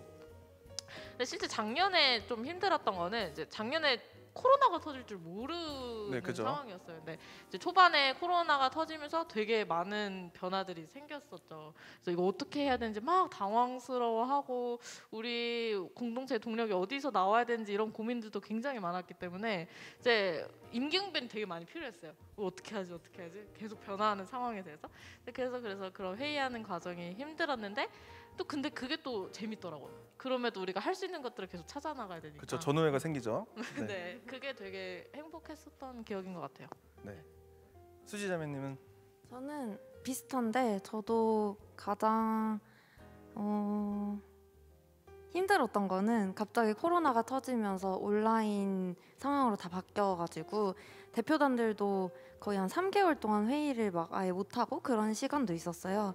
그리고 뭐 온라인으로 모임을 해야 돼가지고 그런 부분이 아쉬웠고, 행복했던 점은 사역자분들의 사랑을 많이 받아서 정말로. 근데 모임을 할 때마다 그 청년부를 얼마나 사랑하시는지, 또 그리고 우리 얼마나 아껴주시는지 그런 것들을 직접적으로 보고 들을 수 있어서 그게 제일 좋았던 것 같아요. 네. 그러면 결국 좀 결론을 지으면 일을 하는 데 있어서 어려움은 없었다는 거네요. 네, 그렇죠. 뭐 네, 힘든 그쵸. 건 전혀 없었고요. 네, 일을 하는 게 어려움은 없었고 네, 잘 못 그럼요. 만나서 힘들었다는 네, 거. 그러니까 올해도 했죠. 네, 그럼 자주 만나면 힘들지 않다는 거. 네. 네, 그렇죠. 그렇게 되는 거죠. 네, 잘 들으셨죠, 여러분? 힘든 것은 전혀 없는 대표단입니다. 항상 기억해 주시고 내년에도 잘 부탁드립니다. 네, 그러면 이제 공통 질문으로 좀 들어가면, 그럼 이제 작년에 했는데 이렇게 좋은 추억들만 있었기 때문에 올해도 대표단을 또 하게 되신 건가요? 제가 듣기로는 사역자분들의 많은 권유가 있었던 걸로 알고 있는데, 네, 그거에 대해서 좀 해명을 해주시죠. 아니, 장난이고요. 좀 이제 어쩌다가 또 올해 또 대표단으로 다시 또 봉사를 결심하게 되었는지 작년에 했던 분들부터. 네, 이제 저부터 말씀을 드리면, 저는 이제 출장을 가고 있었어요. 이제 장소는 열차 아니었고 갑자기 종원 목사님한테서 전화가 왔어요. 그래서 전화가 와서 이제 딱 받았는데, 지원아, 그러니까 너가 올해도 좀 대표를 해주면 어떻겠니? 이런 목소리로 되게 저한테 제안을 해주셨는데 그 목소리가 너무 간절했어요. 목사님도 되게 고민이 많으셨을 거예요. 왜냐면 올해도 또 코로나가 계속 이어지고 있는 상황에서 또 실제로 리더들이 되게 졸업을 많이 하셨거든요. 그래서 새로운 리더들을 또 막상 뚝 대표시킬 수 없는 상황이기도 하고 좀 얼떨결에 하게 된 것도 있고, 좀 가장 힘이 됐던 거는 사실 수지 언니랑 이제 같이 하면 어떻겠니 이런 제안이 있었어요. 근데 그게 사실 저한테는 결정을 하게 된 큰 이유였죠. 네, 힘이 되니까. 그렇군요. 그러면 수지 자매님은 어떻게 또 대표단을 또 저는 연임하게 되었는지. 또 직분도 상승했잖아요. 좀 권력력이 상승인가? 저는 떨어진 줄 알았어요. 그렇죠. 결국 뭐 낮아지는 거니까. 네, 보기에 높아 보이지만 사실은. 네. 저는 사실 작년에 대표단을 한 이유도 저는 작년에 그 지원이한테 그런 간절한 전화를 받았어요. 지원이가 대표가 됐는데 같이 섬겨줄 수 있겠냐는 간절한 전화를 받았는데, 그 목소리를 들으니까 또 그 지원이라서 거절을 할 수가 없겠더라고요. 그래서 되게 흔쾌히 같이 돕겠다고 해서 작년 한 해를 보냈고, 올해도 그런 지원이랑 같이 대표를 해줄 수 있겠냐는 종원 목사님의 전화에 저도 좋다고 했죠. 지원이가 함께 해줘서 저도 올해 대표를 해야겠다고 결심을 할 수 있었고, 그리고 사역자들의 사랑이 있기 때문에 결국 우리를 하나 되게 한 것은 그리스도의 사랑이다. 예. 사랑이었다. 네, 알겠습니다. 그럼 이제 올해 새로 대표단을 시작하게 되신 분들이 있는데 하은 자매님부터 어떻게 대표단을 하게 됐는지. 저는 수지의 간절한 부탁이 간절한 것까지는 없었는데 그냥 같이 하자고 이렇게 툭 던져서 얘기를 했는데 저는 사실 일을 하는 거에 대해서는 크게 뭔가 어려움은 없지 않을까라는 생각이 있었고 그리고 그냥 수지 자체가 그냥 제가 너무 좋아하는 동생이어서 그냥 하면은 수지를 더 많이 볼 수 있겠다 그런 생각에 그냥 같이 하면 좋겠다 해서 하게 됐습니다. 네. 네, 아름답습니다. 마지막으로 저기 주희자매님은? 네, 저는 간절한 부탁을 받은 건 아닌데 그냥 좀 건조한 부탁 같은 걸 들었죠. 누가 그렇게 건조하게 하셨죠? 처음에 하은 언니가 되게 가볍게 이제 다 내년에 대표단을 하게 됐는데 그 나머지 인원들을 구하고 있다. 근데 너도 해보면 어떻겠냐 이렇게 제안을 받게 됐고요. 저도 하은 언니가 굉장히 좋기 때문에 언니랑 같이 하고 싶어서 하게 됐고 그리고 예전부터 저희 역대 목자 언니들이 되게 대표단이신 분들이 많았어요. 근데 그 언니들이 이렇게 열심히 하시는 거 보면서 대단하다 생각했는데 저도 이렇게 제안을 받게 되니까 뭔가 기쁜 마음이 있더라고요. 그래서 그렇게 하게 되었습니다. 네. 제가 인터뷰 내용들을 드리고 검사를 하진 않았는데 생각보다 아름다운 대답들이 많이 나와주어서 많이 안심이 됩니다. 네, 마지막으로 이제 마지막 질문 드릴 텐데요. 대표단을 이제 하면서 결국에는 저희가 바라는 것은 좀 공통점이 있다고 생각을 해요. 더불어함께 청년부가 조금 더 하나님 앞에 바로 설 수 있는 것, 그것을 위해서 대표단들이 조금씩 청년부들을 대표해서 더 노력할 수 있는 것들이라고 생각하는데 더불어함께 청년부가 이제 어떤 모습으로 세워져 가기를 원하는지 좀 내가 소망하는 청년부의 모습이 있다면 그런 것들을 한 번씩 좀 이번 수지자매님부터 한번 좀 설명을 해주시면 이렇게 해서 이렇게 올까요? 네, 저는 이 질문을 받고 좀 많이 고민을 해봤는데 오늘 저는 도시락팀 모임이 있어서 1부 예배를 드렸거든요. 근데 1부 예배를 드리면서 유희성 목사님 설교회에서 답을 찾았습니다. 바로 그 2021년 저희 교회 비전인 소망하는 예배 공동체가 되자인데 그게 저희 청년부 공동체에게 바라는 모습인 것 같아요. 어떤 상황이든지 본인이 어떠하든지 상관없이 계속해서 소망하고 예배의 자리로 나아가는 공동체가 됐으면 좋겠다. 그거뿐입니다. 네, 아름답네요.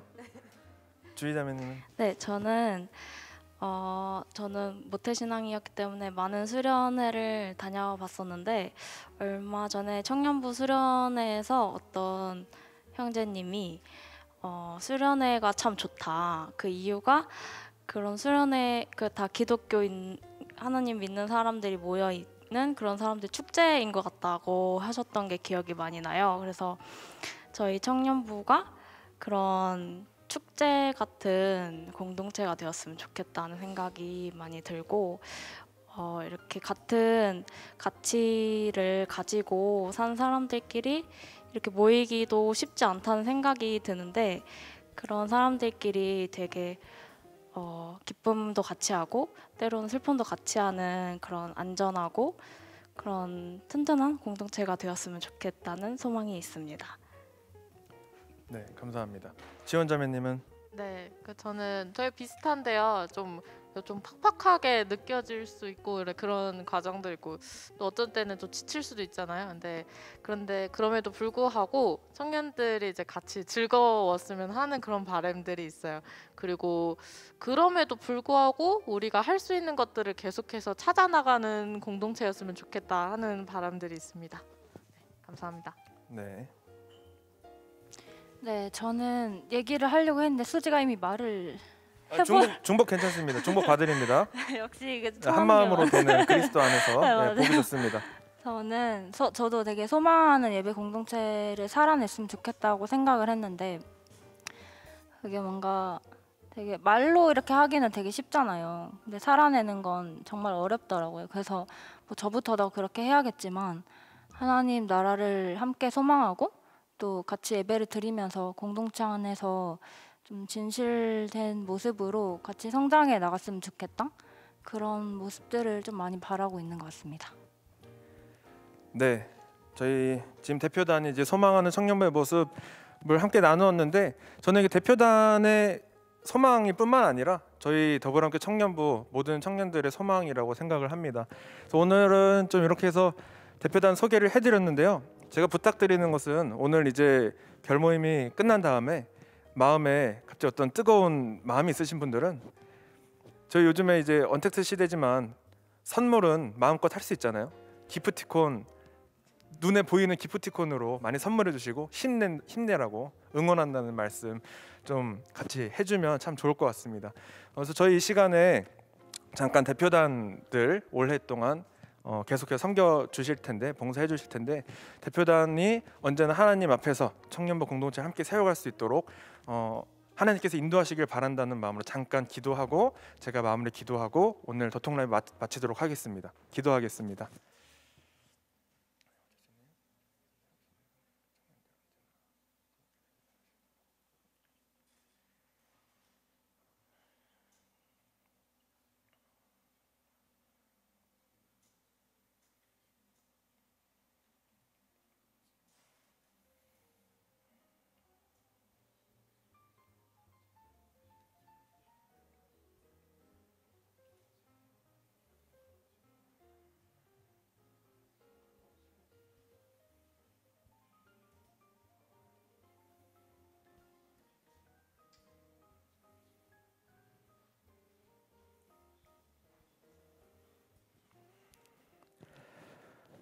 사랑하는 하나님 아버지, 저희 더불어함께 청년부 대표단을 저희와 함께 할 수 있도록 보내주심에, 그 마음 가운데에 공동체를 사랑하는 마음을 주심에 너무나 감사드립니다.